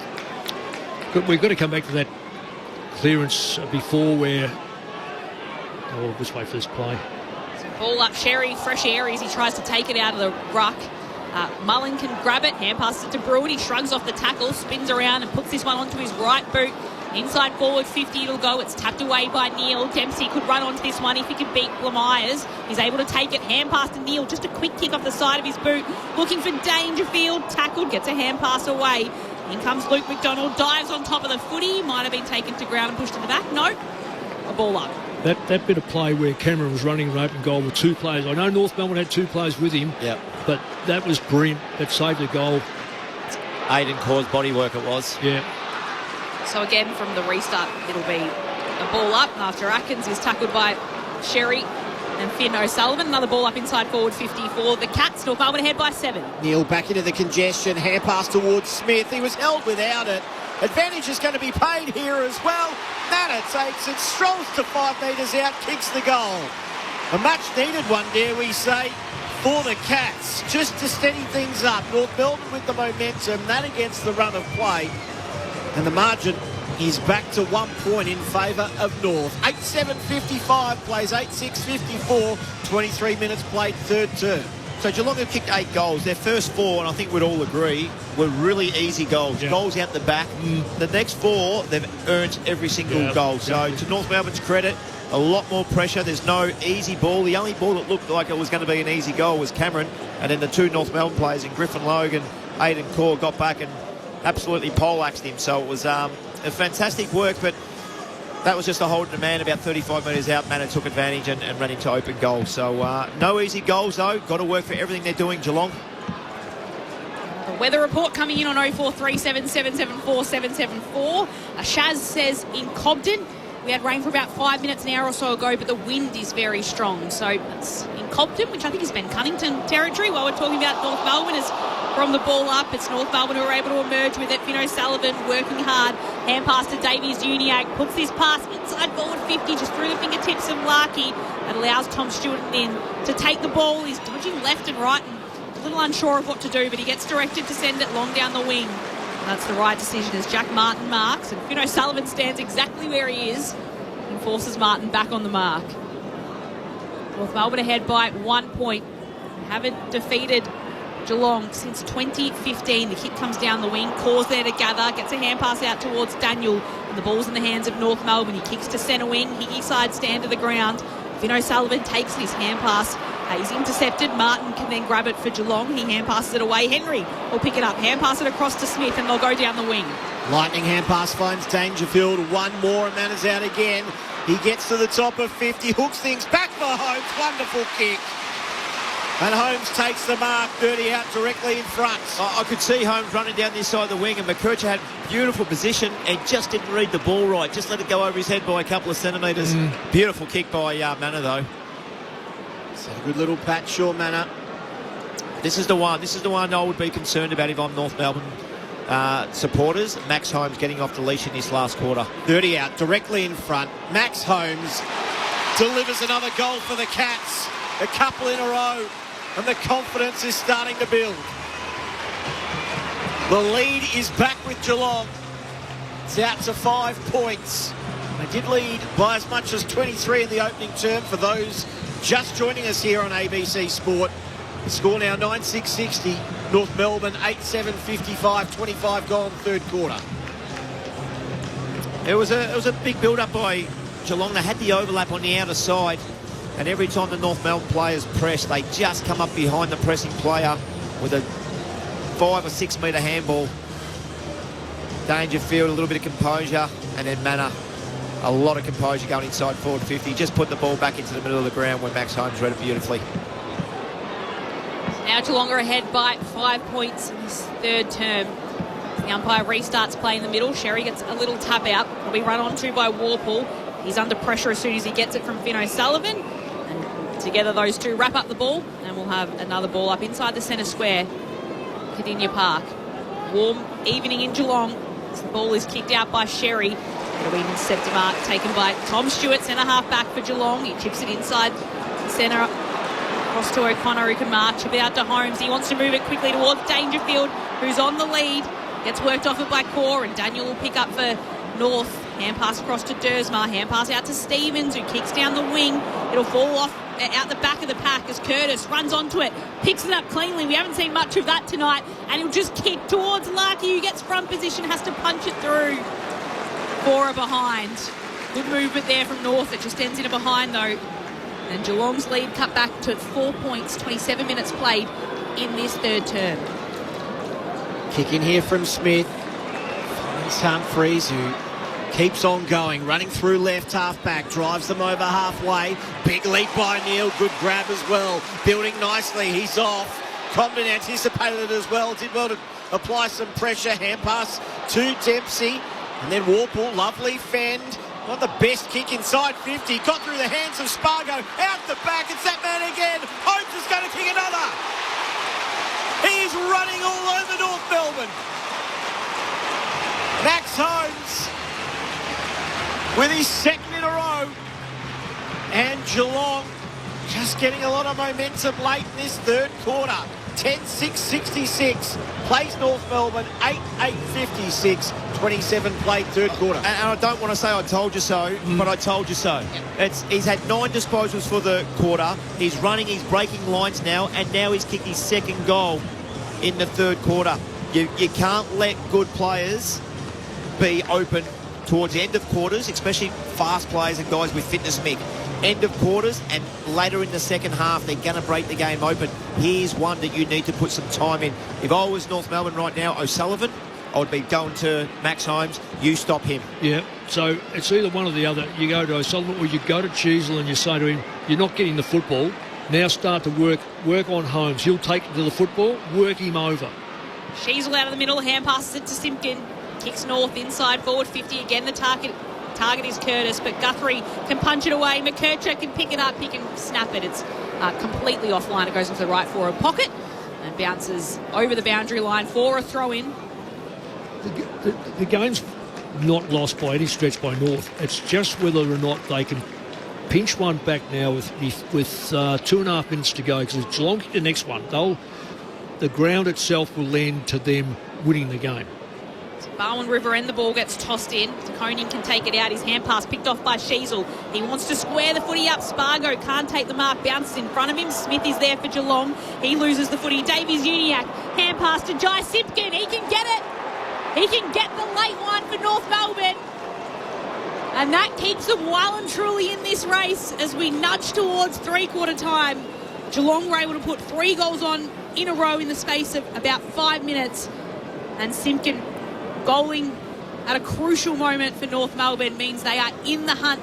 9-8-62 the Kangas, Geelong at 10-6-66. 29 minutes played in this third term. You called it, Nick. That's what North needed. Well, not only that, if you're going to kick a goal and you'd like to kick a goal, let it be the tagger. Because now Smith goes, that's my man. I know he's my man. I'm not going to look at him, but I'm going to have to acknowledge the fact. Don't forget, Smith was taken out of the centre, put forward at one stage, which I thought threw North Melbourne. I don't know why it threw North Melbourne. They should have been ready for that sort of change. And I reckon Geelong got a little bit of an issue for 2 or 3 minutes until that changed back. But right now, this game is open, and I just take what Boomer said. You can't let a player who has dominated let him go now for the rest of the game. And I'm talking about Holmes. Davies Uniacke with the high tackle on Warple. Warple with the free kick in the middle of Cardinia Park. He loads up. Salan just inside attacking. 50 Neil from 3 deep almost took it. Parker was a little slow to get rid of it. Umpire said, holding the ball. All there. It's the right decision because he had an opportunity to release the handball and he just didn't. He just stopped. Yeah. It's like he froze. Maybe the option disappeared that he first thought was there. Yeah. Yeah, I'm with you. Has he got the leg here, Mick? The man on the mark, Luke Parker, is standing right on 50 metres on the paint. He's on the paint. He's got the distance. He would have to kick this 56 metres to clear the line, 57 metres to clear the line. Yeah. I do believe. Patrick Dangerfield on old legs. He hasn't got a lot to do, so he will kick it from 52 metres out. He's only had 8 touches this afternoon, only his 4th kick of the evening. This from 53, it's all the way across the face. What a mark! Neil in the middle of the pack, Rose highest, and he has taken the ultimate pack mark right out of the schoolyard.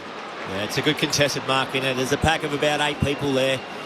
And you can see his hands clearly above everybody else's. So Shannon Neal to undo North Melbourne's answering goal through Simpkin. Late in this third quarter. Left forward pocket. Tight angle. 20 out. Goes to snap. And kicks the goal. And Geelong get a crucial one just before the final break. Their 11th of the evening. This game's starting to open up a little bit finally. It's taken a while, but we've seen plenty of goals in this third term. 11-6-72 the Cats, 9-8-62 the Roos with 43 seconds left on the clock. What amazing 6 goals straight. The Cats this quarter, 6 straight to 4-3. So North have had more shots on goal. Inside 50s are the same, 13 each. The contested football, I reckon, has come right back, and it has. It's 33-34. And I think clearances might be pretty close to that as well for fine clearances. Yeah, 11-10. So, and that's what makes it. You contested football. DeConing taps it to himself, then kicks out to half forward. Jai Simpkins there to pick it up. His hand pass is picked off in the end by Close, and he'll go all the way, go for home himself, hits the post. Oh, imagine if Geelong was able to put that one through there.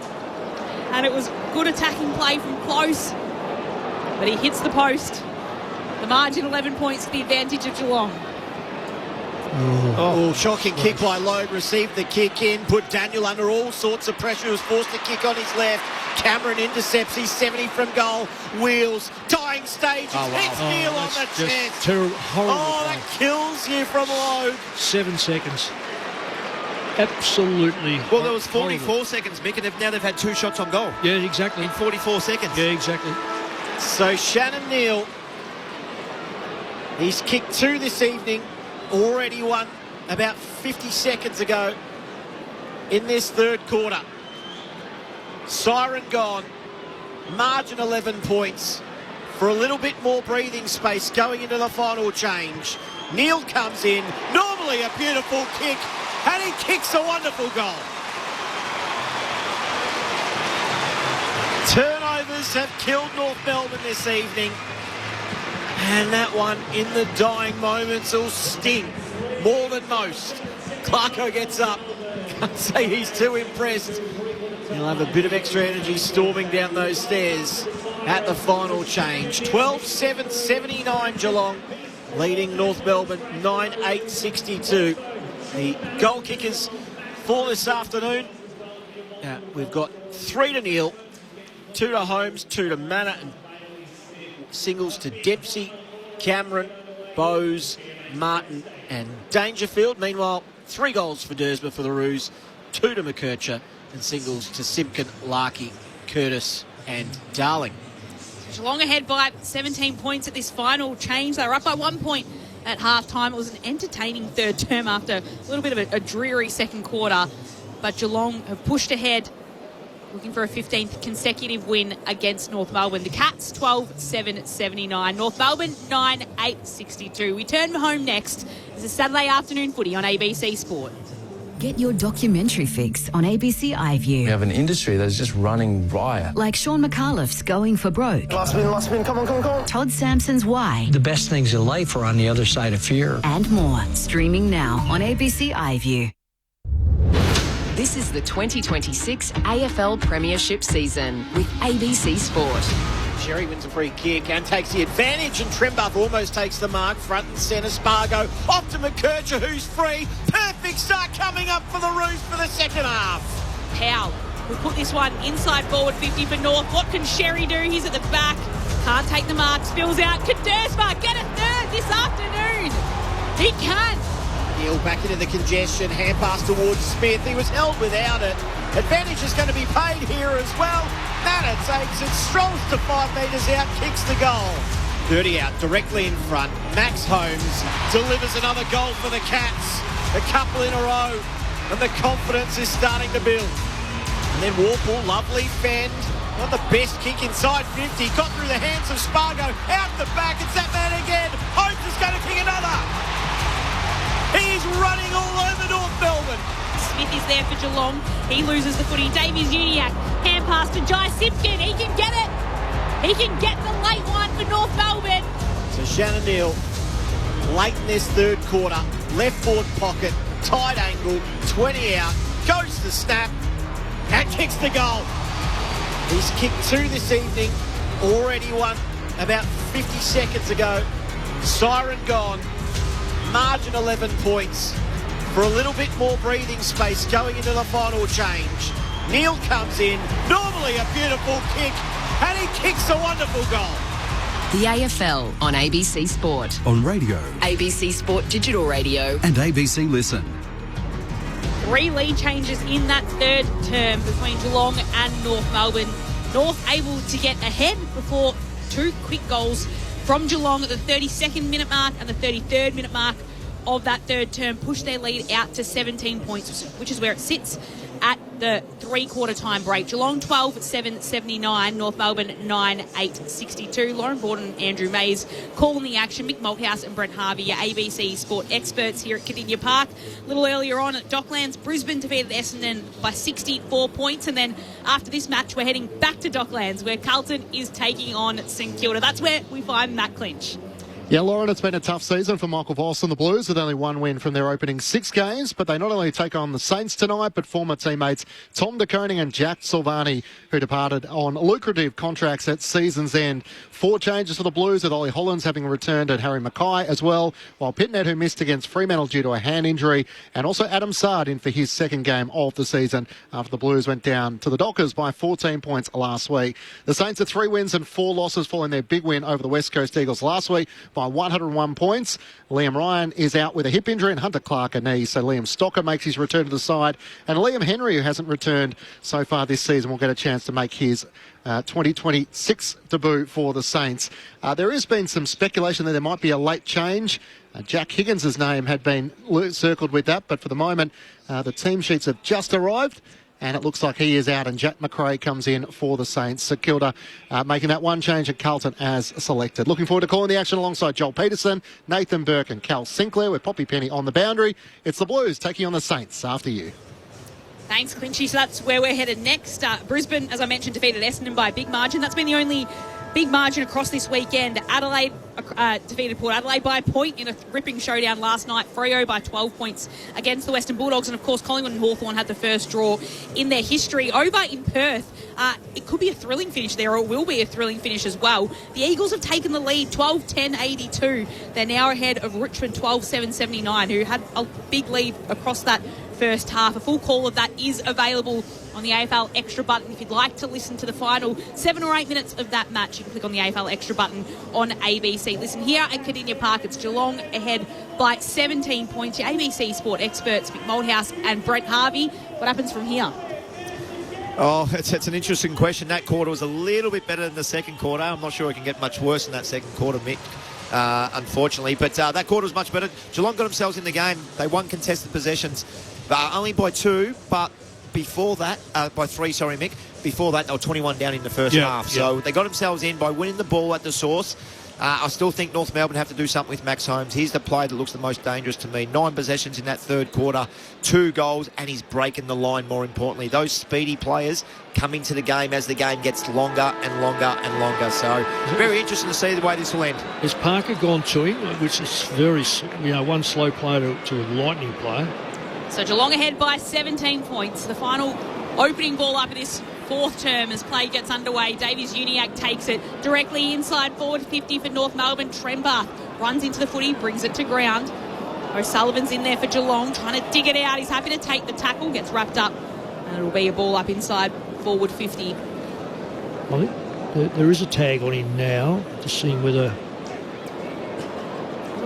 Tap away comes down. Curtis running onto it. Can he pick it up cleanly? He can. A hand pass across to Darling. A snap at goal. It's high. Go. It's through. Wow. That's what they needed. Darling skies it, but he puts it through. He gets the right result for North Melbourne. And that's his second, Jack Darling, and it's an important one. North Melbourne cut back the deficit to 11 points. Geelong ahead, 12-7-79. North Melbourne 10-8-68.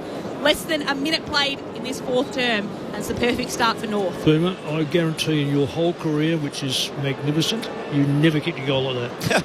It looked like it was going on the full. That was a spud. It was a spud every way other than the way it should. In the end, it goes through. But it was in the air for a long time too, Mick, and everyone was just watching it with their heads in the sky. Including the goal umpire. Darling there, look, he had time to sit down and have a cup of tea by the time that landed. Yeah, it was a little bit bizarre, wasn't it? It was. But it was good play by moving the ball out of the centre. That's the first sign. Sherry won it down only as far as Atkins, though. Goes the dummy, gets around Davies-Uniacke. Went to the ruckman by hand, though. Edwards, who kicks inside attacking 50. No mark taken. Good spoil. Who's front and centre? Manor sends the footy on its way. It's bouncing end over end over end and all the way home. No way. There's another wicked bounce. That was a 3-metre kick that travelled 20 along the ground. And the answer is straight back. He can't believe it, Sean Manor. He is burst out laughing as he high-fives his teammates. Margin back to 17, just like that. So let's paint this picture. The Packer rises from a good spoil by the North Melbourne defenders. It hits the ground. He's got it.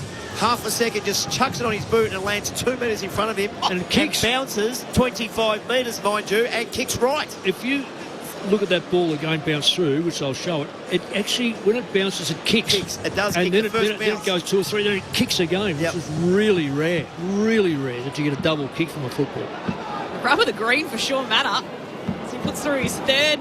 Geelong back ahead by 17 points. Plays restart in the middle. Davies-Uniacke doing the tackling on Bruin. And we'll have a secondary ball. So it just shows how important centre bounces are. North Melbourne yep. won the clearance goal. Geelong win the clearance goal. Sherry this time picks it out, hand passes it to Davies-Uniacke, hand pass to Sheasel, puts this on his boot and will get North Melbourne to half forward. Curtis flying in, can't take the mark. Lawson Humphries did well to bash it down. The ball though will spill away of Powell. He gets knocked off the footy, can't take a clean kick, taps it away to Davies-Uniacke who can collect. And Dabbit kick inside forward 50, a little short for Curtis, has to take it on the half volley. Hand pass across to McKercher, who moves around Smith. A good pass towards Sheasel, can't hold on to the mark as he's diving away in the forward pocket for North. Humphries will clear it out. The umpire's blown his whistle. And we'll have a free kick coming back the way of Geelong. Wow. Yeah, it was downfield. Cooper Trenbath, just a little bit of a sling tackle or a late tackle swing on Orson Humphries. Yeah, I'm not sure who it was, but just it went down. It was down the ground, but it was a 3 metre down the ground. They still should have done a lot more with that, North. They had opportunity after opportunity. Just the last players just couldn't work it. Short to Broome, to Guthrie, to Neil, and Neil drops a chest mark, almost uncontested, leading his opponent. It's back into congestion, and Manor and Comden fight over it. So Sheasel drops one 15 metres out from goal just then as well. Pretty basic chest mark. Neil drops that one. It's been the theme of the night, hasn't it? It's been really fumbly the whole night. And here goes Holmes again, bursts out of the stoppage, one bounce, hand pass over the top, works the 1-2, gets the 58, kicks towards Neil. Oh, wonderful spoil at the last moment, but Martin's onto it, swings around and kicks a goal. What a goal. What a spoil, first of all. It almost looked like it was out of bounds. Martin ropes it, swings around on his right and kicks it.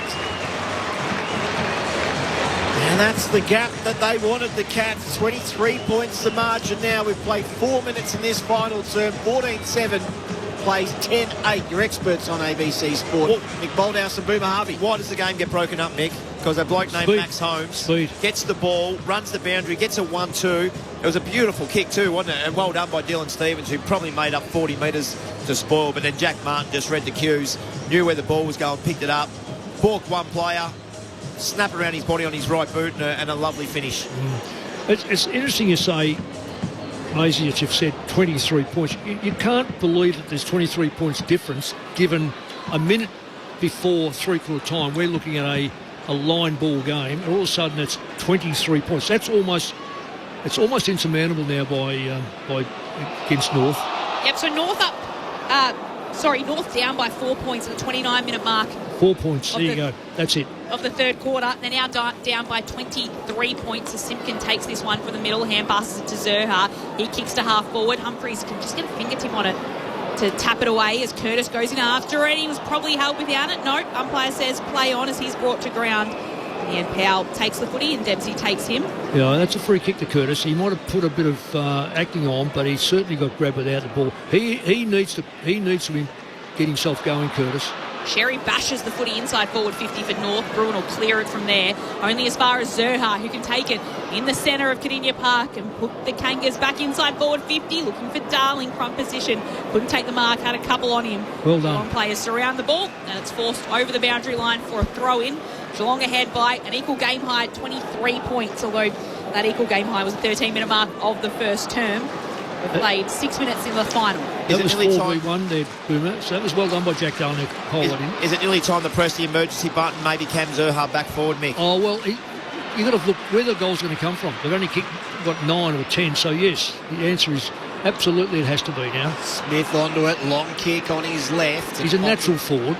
Comden takes the mark, just shy of the wing. Because they're not gaining anything from him being back there. So, weigh it up. You're going to win it, or do you want to just lose it? Comden kicks inside 50. Trenbath crashed the pack. Sheasel spun around a couple of times. Umpire says hold of the ball. Davies Uniacke who was rather. Kick from Atkins. Back to the top of the defensive goal square. Humphries has it. Now Smith gets it.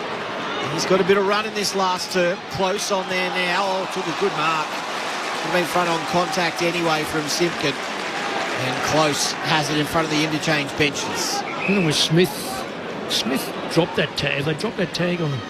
Yeah, that's what I was thinking because... Well, Simpkins a long way from Smith. Short kick. Finds Henry. Henry into the forward line. Neil 3 deep. Oh, Cameron out the back. Was good enough to rove. Off to Manor. Looking for a way through. Sold the dummy and kicked another. Well, this is almost done. Manor has kicked his 4th of the evening. Good bounce back from him after struggling for a little bit of form. The Cats now 15-7-97. North Melbourne 10-8-68. How quickly this has turned. 8 minutes gone, final 2. We'll keep an eye on that, Mick, just the tag, because it's probably time. If you're going to drop the tag now, it doesn't matter if you lose by 40 or you lose by 20, if you're trying to win the game. But I understand that, but it was working to the point where Simpkin was actually contributing to the scoreline. Yep, agree. So if it's not contributing to the scoreline, yes, drop it. But when it's in that position, what you don't want to do is enter that Smith then becomes a contributor. So, but I get exactly what you're saying. Holmes was the one that broke it open. So Geelong ahead by 29 points from the middle. It'll be taken by Finn O'Sullivan, who'll clear inside forward 50 for North. Hoping for a mark. Trentbath went up, brought it down, but couldn't go and hold on to the mark. The ball spills out the back. Guthrie's there to collect, clean it up. Chip it across to Holmes. One bounce outside of defensive 50. He's urging his teammates to run towards him. Will kick towards Dangerfield, who's got to get around Core. Gets back in front position, pushes the ball down. Simpkin goes in under it, just funnels it out to Luke McDonald. Hand pass towards Powell. He curves this ball inboard towards McKercher. One hand, couldn't take the mark. Can gather, hand pass it towards Larkey. Bashes it away, basketball side himself. Guthrie's there to affect the ball from going any further. Warple comes in, can win it for Geelong. Hand pass to Close, hand pass to Holmes, and he'll be able to kick down to right half forward. De Koning's at the back, falls over, can still take the mark. Hand passes it away to Neil. Hand passes it to Bailey Smith. Little dinky kick inside forward 50. Cameron will mark. 40 metres out from goal. Doesn't wait to play on. Kicks towards the goal. Free kick. It's got to be a free kick. It must be a free kick. And kicks truly. His eye was behind. No, it's a free kick. Free kick. Ollie Dempsey, I think it was. Against Ollie Dempsey on the line. Got to take a Gary Ablett-like hanger. Why would he kick the... And didn't touch the ball. So North Melbourne free kick. It'll be turned over straight away here. Who kicked that? Sitting with Cameron around his body. Oh, the last one down there. You've got two North Melbourne players clear. Blamires. Kick inside 50. And Cameron comes out on the lead and takes the mark. He'll line up from 40 out directly in front. This is not a 5-goal difference. It will turn into 6 after this kick. Yeah. And could end up 8. Easy. The turnovers are unbelievable with North Melbourne. Even that last one there, that was good play, played on, then kick it straight to a Geelong player who was 10 yards off any North Melbourne player. So Jeremy Cameron hasn't had his best afternoon. This for his second. From 48, directly in front. He pulls the trigger and goes bang. Geelong starting to run away with it now. They've got a feeling about this one. 16-7, 103. North Melbourne 10-8-68. Absolute ripper unfolding in Perth as well, Maisie. So could Richmond win their first match of the season? 15-8-98. They're ahead of the Eagles. 13-10-88. Not long to go in that match. The AFL Extra button is where you can find the play-by-play coverage of that on ABC Listen. So an absolute thriller happening over in Perth as our game has blown out to a 35-point margin. I just watched Max Holmes from that last centre bounce. It actually went North Melbourne's way. Luke Davies-Uniacke got the clearance. It went in. Geelong won the ball. And his ability to spread quicker than anybody else, whether he reads the cues quicker or just is so much quicker using his legs, was uncanny. And he had 35 metres of space on anybody. So play restarts in the centre of Kardinia Park. Holmes doing the tackling on Simpkin, holding the footy. And Max Holmes, who's come into this match and has been one of the defining players of it, wins the free kick. AFL logo broadcast side kicks the shallow entry to the top of Geelong's attacking 50, and it's punched away by Griffin Lowe. There's no doubt he's been the difference in this second half. Yep. The way he's used the ball, his speed, his clearances, everything about Geelong has improved on the back of Max Holmes. 4 goals in a row. Geelong has pushed them out to this 35-point lead that they hold against North. 14 consecutive wins coming into this match against the Kangas, and they're heading towards a 15th as Warple takes it right forward pocket, threads the needle. What a goal from James Warple. A tough angle inside the right forward pocket. Was that a banana? Going right for Geelong at this moment. Got to look at this replay here, Loz, because he put it on the side of his boot. I think you're right, Boomer. It kept going. It looked like it was going to go across the face of goal, and it just kept bending. So maybe it was a banana. If it was a banana, it's a sensational kick. Here we go. We'll have a quick look at it now. Gathers it. not sure it was a deliberate banana. Yeah, I'm not sure if it was a banana in the end, but it drew back, didn't it? Kicked it on the inside of his boot. Knows once will look, it's a drop punt. And just kept fading back towards goal. Fantastic kick, fantastic finish. Tigers home as well over in the West. They won. Have you seen his night, Mick? 14 disposals and a goal. Just. Yep. I've got to say just. For a midfielder, not enough. 5 clearances. Yeah, well, the clearances are handy. Six tackles. Yeah. 6 inside 50s. Well, that's the go, tackles. but not a lot of football. So their second 666 infringements going all Geelong's way. The Cats with the free kick inside 50. Common good intercepting mark. Margin 41 points. 13 played final term. As Lauren mentioned, 29 minutes into the third term, the margin was 4. It's been a demolition since then. Has it ever?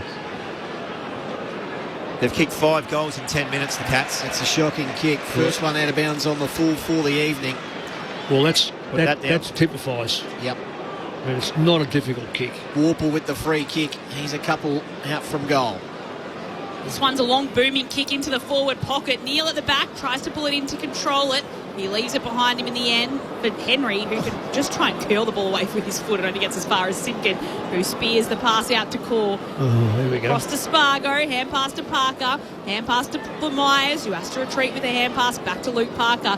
He chips the kick to Core, not 15, hand pass to Daniel, hand pass to McDonald, who now can put this kick to half forward. It should work for Darling in the end. Getting back is Colin Jasny, who punches it away from Darling. Doverston comes in, does the tackling for North on Stewart, and it's cleared away by O'Connor as he kicks Geelong into the centre of Kardinia Park. Good aerial contest by the Cats. Numbers at the fore, the ball though with the Roos. McDonald sweeps the hand pass out to Trembath. Kick inside 50. Davies Uniacke fell over at the last moment. Would have swallowed that footy. Then O'Connor has his kick smothered. Back to Davies Uniacke, who takes on a couple, gets to 40. Not sure what to do. Retreats by hand to McKercher. Uses it well inside 50. Mark taken by Sheasel. He's 40 out. 20 metres inside the left forward pocket. So not the easiest kick, this one. He'll go back and try and kick their first since the opening minute of this final term. 17 disposals for Sheasel, which is literally about 50% of what he's he's been tagged well. Tagged very well. But he's got to learn to then retag. Sheasel comes in, kicks from 45. He's laid into that one beautifully. Lovely strike of the footy. A much-needed goal for North Melbourne. The task looks beyond them. 35 points the margin in favour of the Cats. 16 played final term. It's now 3 goals since they were within 4 points, but Geelong have absolutely dominated since then. Yeah, that's the difference between what North Melbourne need to show compared to the better sides. It's consistency, not giving the ball up, fighting for 5 minutes without a score. That's fine, but not letting your opposition kick 3 or 4 goals in that sort of time. And I also think, Mick, the way the opposition have scored have been on the back of North Melbourne's turnovers. That's what I mean. That's the big one, isn't it? That's what I'm saying. So maintain possession or just be cleaner. Yes, absolutely. And when in doubt, go sideways and hold it. The hand pass over the head or quick hand passes that you think are going to come off, they're the ones that haven't come off. And mind you, some of the kicking has been atrocious as well. It's Davies Uniacke from the middle, hand passes it looking for Simpkin, but Bailey Smith used his body to get ahead of him.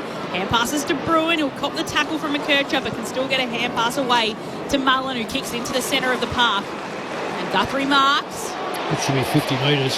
That is 50 metres. Just run straight through it. Simpkin. What's he doing? He was trying to get to Bailey Smith and didn't want Bailey Smith to get another touch, so he just ran straight through the mark. Yeah. Well, it should have been done over beforehand. Yeah, it was a bit of a grab, wasn't it? Oh, it was cool. He went to play on, he grabbed him. I tell you what, that's a good 50. That's 25, 30. Yeah, okay. Thereabouts, Mick. Would you buy land off that umpire? Well, he's going to give me that. He's going to give me that sort of land. Makes my place big. He'll be directly in front too, Zach Guthrie, or almost at least in his 100th consecutive game for Geelong. He puts this one ahead of him, and it is straight. And it's another goal to Geelong as they pile on the pain in this last quarter. The lead out to 41 points again. 18-7, 115. 11-8, 74. Zach Guthrie puts his name on the list of goal kickers for Geelong in this match at Kardinia Park, this twilight match, and 41 points now, the Cats' advantage. While over in Perth, just repeating what Maisie said, it is Richmond winning its first game of the season, 15-9-99. The West Coast Eagles 13-10-88. That was what just unfolded in Perth. We'll take you to Carlton and St Kilda at the conclusion of this match. Geelong ahead by 41 points, 18 minutes played in the final. It's a big win by Richmond, given that all their kids are out, a lot of their players out, and a lot of their good kids. I think they drafted 9 good kids and 7 were out injured, so it's a very good win. Back in the middle, Sherry knocks it down only as far as Holmes, though. A couple of hand passes out to Warple, who kicks inside, attacking 50. Neal almost got separation. It landed in Dangerfield's lap, who probably should have taken the mark in the end. Bounced off his chest, getting through there. McDonald looking for the return. Hand pass from McKercher, who'd spent it before he had it. Dropped the footy, turnover ball. Lawson Humphries can go back and have a crack from 50 out directly in front. Well, I'll blame the player that hand passed that ball to him, set him up. He was looking up the ground. All he had to do, you've got Larky, who stands always in front where they're coming. Kick the ball to him. That ball gets contested 55 metres away. No, you hand pass to a bloke who's under pressure and he loses it. And comes Lawson Humphries from 51. Lays into it. Does it hold its line? It does. And doesn't he enjoy it? The backman getting amongst the goals. One to Guthrie, one to Humphries. And they're celebrating as they wander back to defensive 50. Well, that's 8. 1, 2, 3, 4, 5, 6, 7 goals for the quarter. And they kicked 7 in the third quarter. So it's 14 goals. In the second half for... Yeah, it's a big second half, isn't it? Well, 14 goals to 6. 14 goals to 6, yeah, right. Yeah, well, it's a smashing. And it's had 60 points, 10 goals. I think that 4 points just before three-quarter time, that tells you a lot about the mindset. Mick, you're spot on. That handball there on the North Melbourne player, I made this comment earlier. Both forward lines in the first half would be going, putting their hands up saying, is there any chance? Of kicking If you kick the ball long, please. Give me an opportunity. We return to the middle where Warple goes chasing after it for Geelong. Simpkin can get in there, push it away towards Holmes, who takes the footy and goes for a run with it. But it'll be a free kick too. Jai Simpkin in that contest. He takes it, wants to play on quickly by hand passing it to McDonald, who's run down for the third time this afternoon. He just doesn't know they're coming. I tell you now, he's got no awareness at all what's happening around him. Right in the bullseye. Henry with the free kick inside forward 50 for Geelong. Dumps it inside. It's picked up by Stevens, who hand passes it to Zerha. And he clears it away for North. Out to Larky. And running in front of him is Connor O'Sullivan, who easily gets there and fists it over the boundary and throwing his side of the ground. Geelong out by a game-high 47 points. I haven't seen it with McDonald before. There are certain players that you know have got no peripheral vision. I've seen him now get caught twice tonight, and he literally 3 times tonight, and he literally has not got any idea what's around him. Toss back into play off the back of the pack. Stevens wins the hand pass. That time to O'Sullivan. Got it to Simpkin, who ducked inside. It was a poor kick. 2 or 3 Cats surrounding that footy. They could have raffled it. Now O'Connor has it at half back. Smith getting a run on now as well. That's the turnover that we're talking about. Simpkin misses a kick. A metre over somebody's head that was only a 15-metre kick. They're the big turnovers that hurt you. Yep. So Martin has it now. Martin up the line. Cameron, who's getting on his bike as well.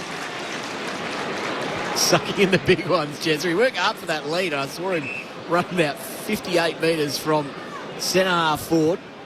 He just pulls the kick beautifully to Bowes. Bowes looking for a way inside 50. Let him go. Oh, he gave it to Cameron, who had a look at McKercher behind him, and then Cameron unselfishly goes towards Henry. Took it on the second grab. Same play as the second quarter, I reckon it was, Mick. Yeah. Exactly the same play. This time he actually ran to the right. The North Melbourne player was on his left leg, so well done. He still ran to his right. They still give him the football. He probably could have had a shot then, by the way. Shows you his athleticism too, because he just looked at McKercher, who's super quick over the first 10. And he just said, I'm going to burn you. In fact, probably the quickest I've seen over the first 10 in a long, long time. Yeah. So Ollie Henry, who hasn't had the busiest night himself, can he get amongst the goals? Absolutely. Doesn't he love it? 23 played final term. This margin is just getting bigger and bigger. 53 points in favour of the Cats. 20 goals, 7, 127. North Melbourne, 11, 874. If you are just joining us, the margin was 4 points. 29 minutes into the third term. Since then, it has been one-way traffic. Yeah, horrible traffic for North Melbourne. Horrible because of the turnovers. You almost say effort, but, you know, there are times when you've just got to limit what you think you're capable of and just get the ball into the forward line and let the boys go to town in the forward line. Could you imagine Wayne Carey at North Melbourne up there going, I'm just watching this run around and kick the ball to me, I'll give a contest. 10 consecutive goals in this final term as well. We haven't had a blemish yet as Simpkin takes it from out of the middle, pushes it inside forward 50 towards Larkey, under some pressure from Connor O'Sullivan. Humphries picks up for Geelong, his hand pass a turnover. As Stevens takes it, his kick a turnover. Back to Mullen. It's back in the hands of the home side. Well, Simpkins' kick was a shocker for a start off, especially when you break free like that. Mullen out to Martin, who got a little push from Spargo.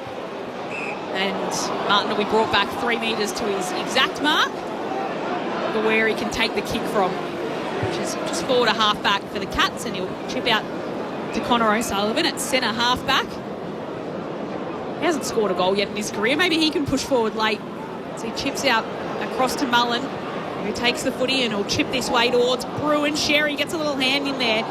Cameron and Bruin there. Sherry wins the footy. He's taken to the turf by Cameron, who's irate that he's given away the free kick for a slight high tackle, and with a bit of descent that'll be 50 as well, as those two are pushing and shoving as they walk the 50 metres forward as well.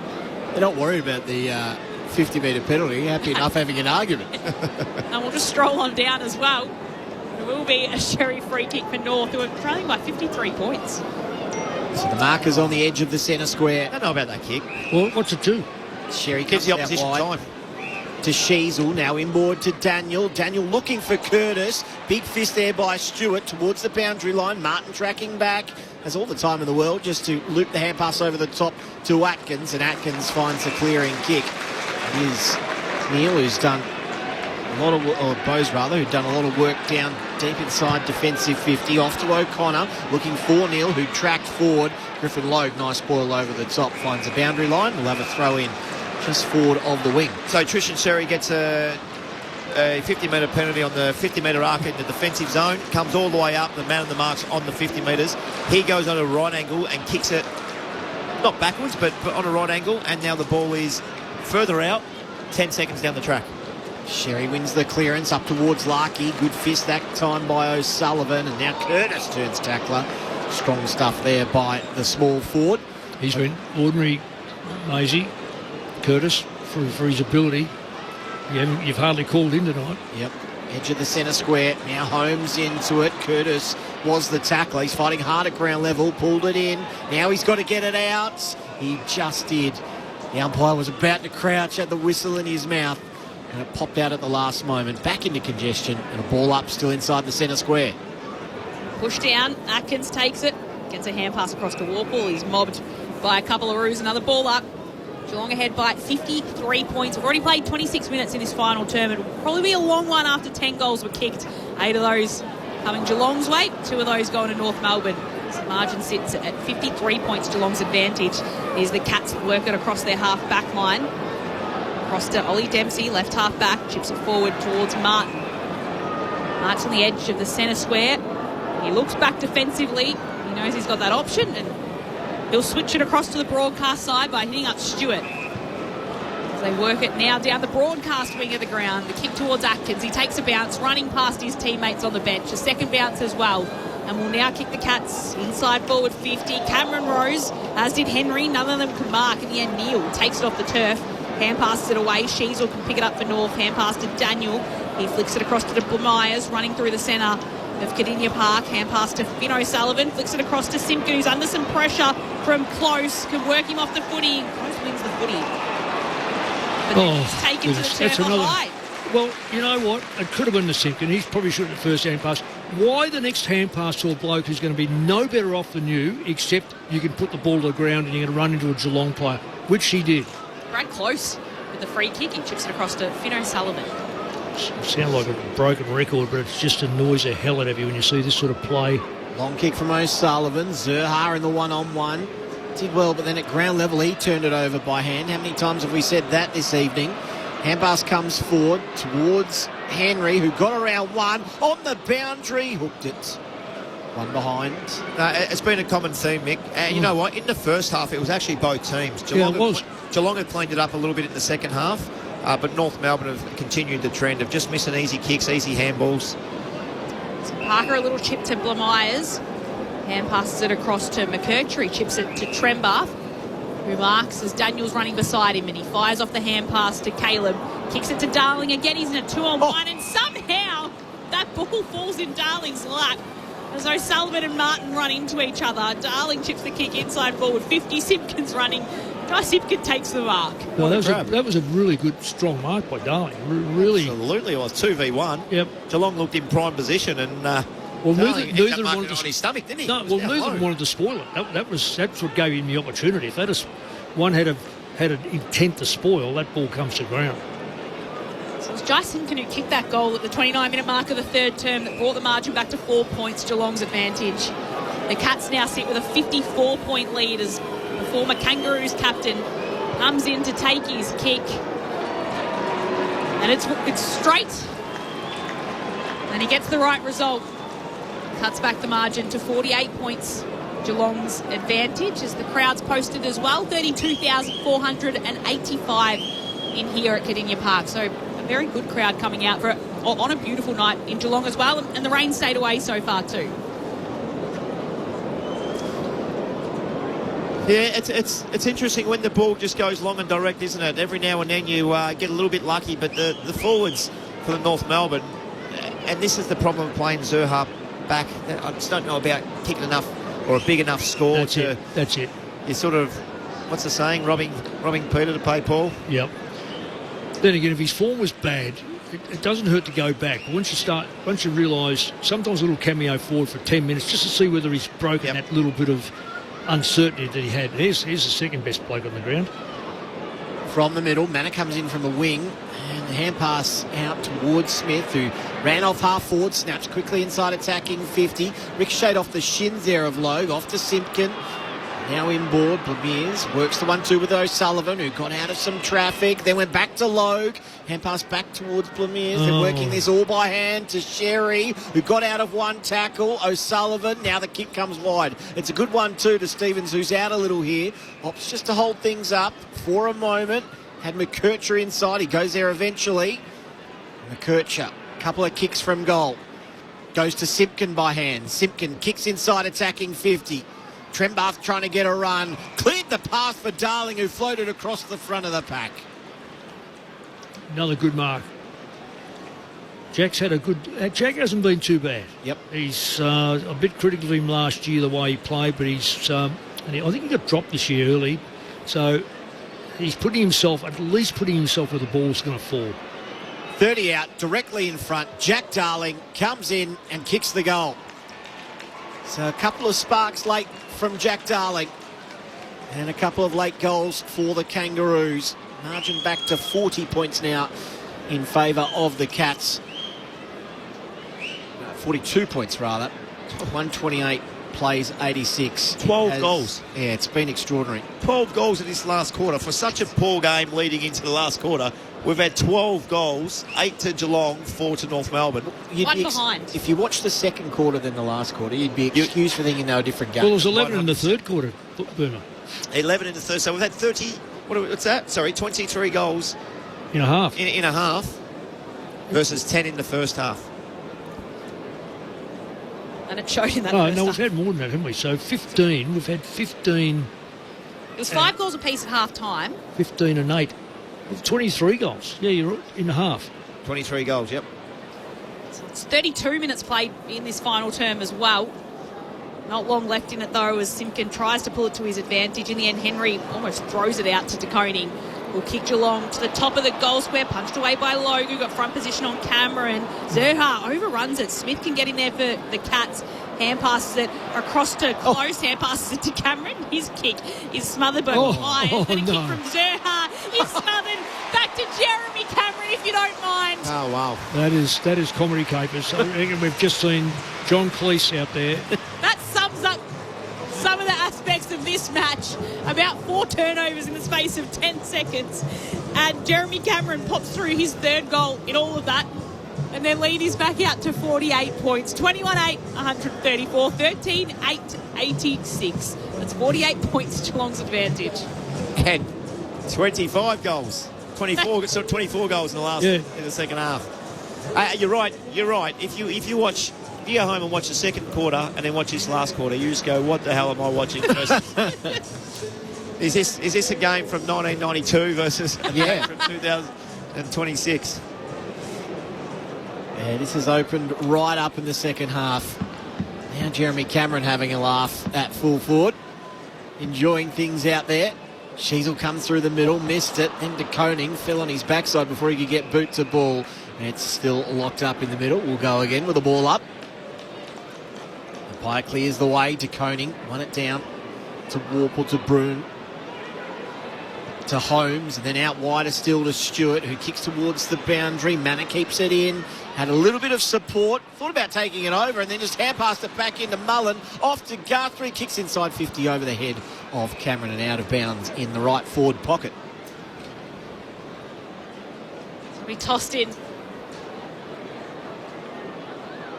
on the player stand end of Cardinia Park.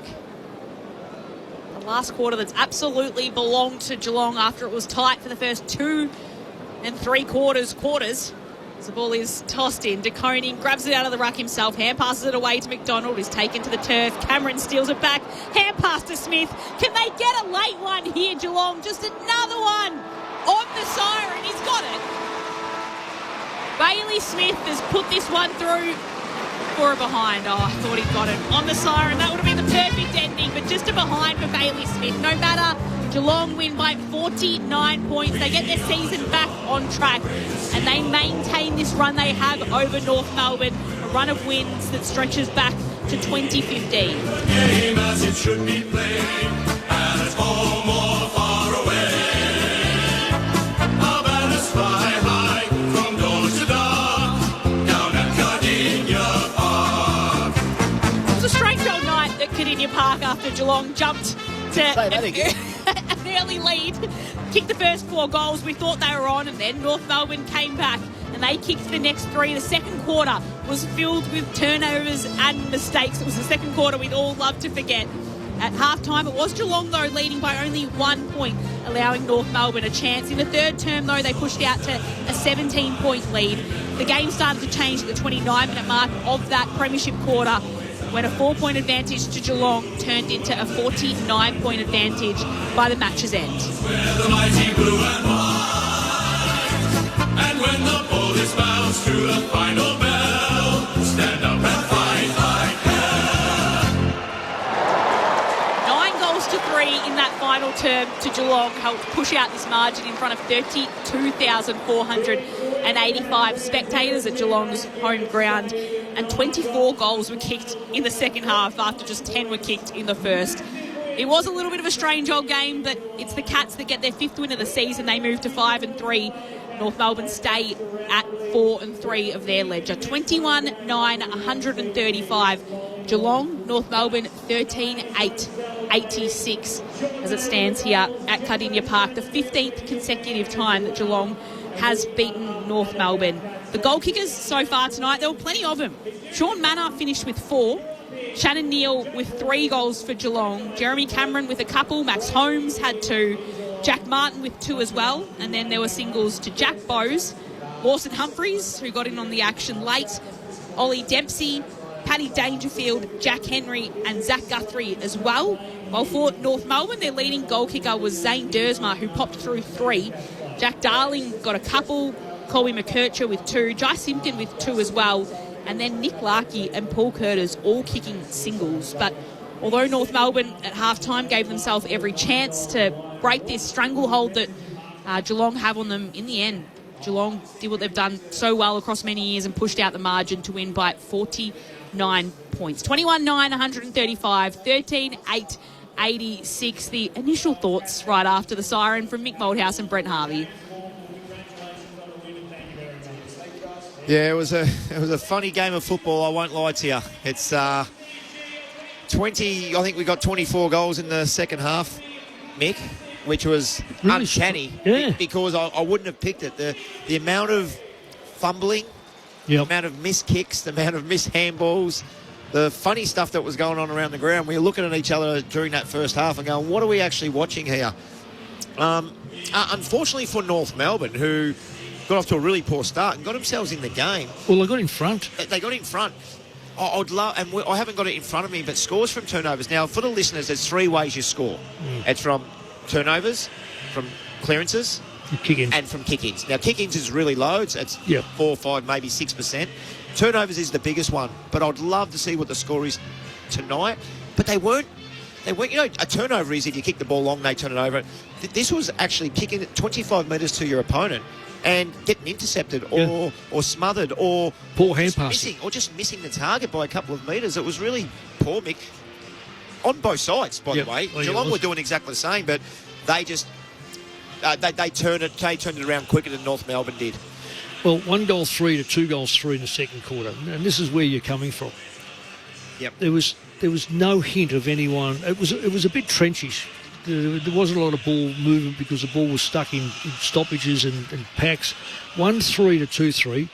Then Geelong kicked 7 goals, 1 in that third quarter, of which I think 2 came in the last minute to 4 goals 3. So that wasn't disgraceful, 4-3 to 7-1, albeit the fact that 2 come very late. But then it was just the way North Melbourne would come out of the back line, hand pass the ball forward, look good, looking up the ground. Larkey probably one-on-one. Okay, he'd been probably beaten all day in reality. Didn't have a great game. But when the ball hits it, and would have put Curtis in a position to be able to crumb it, no, another hand pass, and it went behind them, went underneath them, or went to a player who was absolute hot and nailed. So if this is the way North want to play, then they've got to start to look at the repercussions of that second, third, or fourth hand pass and go, what could we have done better if we had have used the football forward? Even if we don't hit the target, have we got someone forward that can bring the ball to the ground and then let the blokes like Curtis and these players that are ground players, well, Curtis can take a mark as well, and get them active? Because at the moment, they've been starved of any sort of football.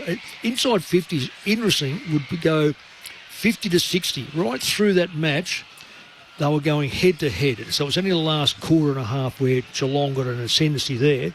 But what they did do, Geelong, they trusted their forwards. Yep. They went in there, you said it, early days, the first 4 goals come very easily. The second 4 or 5 were very hard fought. From there on in, they just broke it open. There's a lot of 2 backline players kicked goals off the back of turnovers. And it was just a line-up of just forcing the error. North Melbourne made the error, sure enough. And as a consequence, I'm still not sold on Geelong after this game.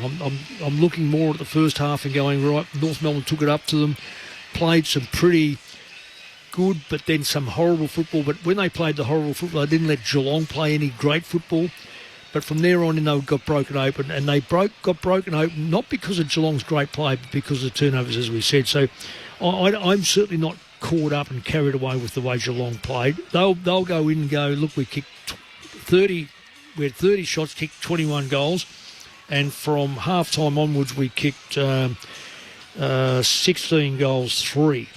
16-3, which is, that tells me that you're having easy shots on goal, you're in close, you're either getting them out the back or whatever. That's not going to happen against Brisbane, Sydney, Collingwood, Mick, you've just named, did you do that deliberately? You've just named the next 3 opponents. The moment you did that, Collingwood next week, no. Brisbane the week after, and Sydney. Next 3 weeks will sort them out. Well, I didn't know that in that order, but I knew they had some testing times. Tonight Geelong can't play like that and win. What they've got to be, unless they can force those sides into multiple.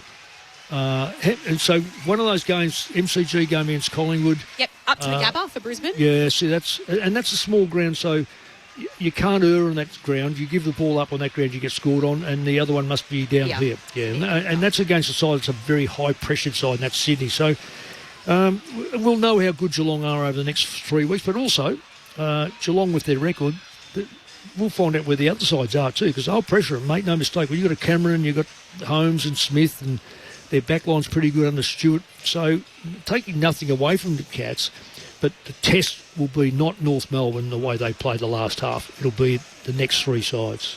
They're so workmanlike, Geelong, aren't Yeah, they they? are. And you know what? Just look at Bailey Smith. Now, he's had the second most possessions for Geelong, and he had a really quiet game. So he's had 10 in the last quarter, but he's ended up with 26 possessions. Now, his direct opponent, Jai Simpkin, who I thought he'd done a fantastic job, had 21 and kicked 2 goals.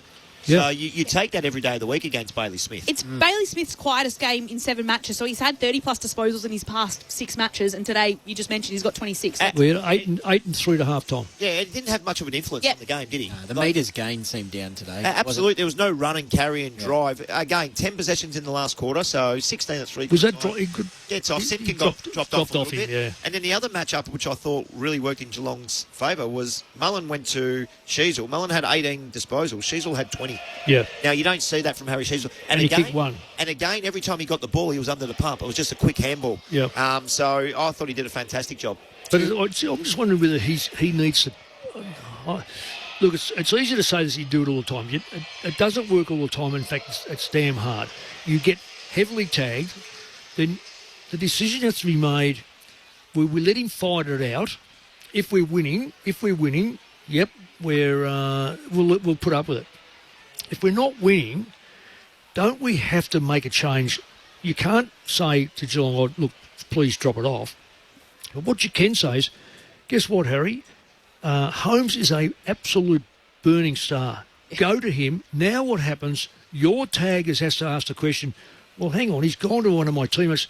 Do I go to him still, or do I fall off, or what do I do? Because it throws doubt in the tagger's mind. Well, you make a 2-on-1, Mick, and what 2-on-1, happens is exactly. Someone spits out. Somebody from North Melbourne will spit out and hopefully impact that game. Exactly. Where Geelong then have to go, rightio, if he's doing that, you go off there, then you break your tag, which is sort of what you want anyway. That's exactly right. So there is stuff, and I don't know if Harry's been Doesn't tagged. always work that way. Yeah, but you've got to teach him though. But I don't know if Harry's really had a hard tag, so to speak. He's played off half back a lot. Yeah, well, there you go. So, and this year and last year he's come into the mid. So that's something he's going to have to work through. Yeah. Like all good players do. Did you ever double tag?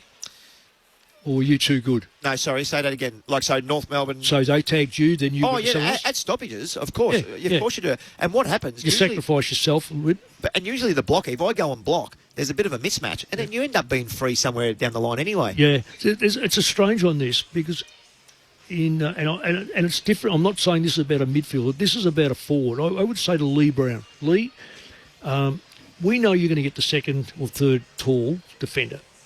I want you to go across and put your elbows smack bang in the key back's ribs. Let him know you are picking him up. Yep. So what he does is go, and I will almost guarantee that Lee Brown falls out at the right time and kicks the first goal of the game. I think you'd have that much on him kicking the first goal, because what happens, he goes to the key back goes, well, I don't want you, I'm Travis Cloak. Yep. He keeps walking to Travis Cloak. The bloke that's on Lee Brown goes, well, what am I doing? What do I now go and pick up Cloak? The key back drops off. Brown's man drops off. Brown stands there and he goes, bang, thank you very much. I'm going to kick the first goal. You'll be surprised how many times the blocker gets the ball. It's remarkable. That's what Cheezel, to teach him how to play the next role, has to have a go at it. It may not work, but as Boomer said, you don't do it all over the ground. Stoppages is the best time to do it. That's the second source of scoring, is stoppages. So Geelong winners by 49 points. We need the votes for the ABC Footballer of the Year. We're getting it from the coaching record holder or the games record holder? We're going to go with me tonight. I did show Mick to get his approval, and he said he took his mic off and said if I was going to do the votes, it's exactly what I would have had. We think alike, Mick. One vote, we're going to go to Manor, who ended up with 18 disposals, 4 goals on the night, leading goal kicker on the night, and 9 score involvements. 2 votes to a North Melbourne player, Big X in the ruck, Tristan Cherry. 30 disposals, most disposals on the ground, by the way. 23 hit-outs and 14 clearances. An outstanding game. And I don't want to give myself credit, but I did call it throughout the game where I said North Melbourne are going to have to do something with this bloke, because he was the only guy that looked like he was breaking lines and was cleaner than everybody else. And Holmes gets the 3 votes tonight, 29 disposals at 90%. at 90%, 6 inside 50s, and end up kicking 2 goals himself. And I thought he was the best man on the ground. 802 metres gained. That's there we go. Massive day. And Boomer called it. Boomer called it. He's a champ. I wish we time-stamped when you called it, Boomer. It's the only one that actually looked like he was going to do it. You know, Bailey Smith breaks lines, but he was getting stamped by Simpkin. Yep. He'd looked like he was the one that was going to fall out. And every And time he Cheezel got was the out ball, the other way. Yeah, and every time he got the ball, it was 5 quick steps, and he changed the game. He changed the game for Geelong tonight. That's 3 votes to Max Holmes, 2 to Tristan Sherry, and 1 to Sean Manor. We'll send you to St Kilda and Carlton in about 90 seconds' time. So just quickly, what's Alistair Clarkson thinking now? He's had another blowout in the final term, which is that one big thing they were trying to arrest coming into this season and last season as well, and it's gone from a point at halftime to 49 points by the end of the match. Always look at the source, because it's too easy to go, oh, look, we lost again. Is it going to be fitness at round 8? No. Is it going to be mental attitude? Could be. Look at the source. And if you look back at a couple of minutes before three-quarter time, giving the ball up and Geelong taking the way and kicking goals, and all of a sudden at three-quarter time the game is 12 goals 7 to 9 goals 8, as opposed to 10 goals 7. It was 10-7.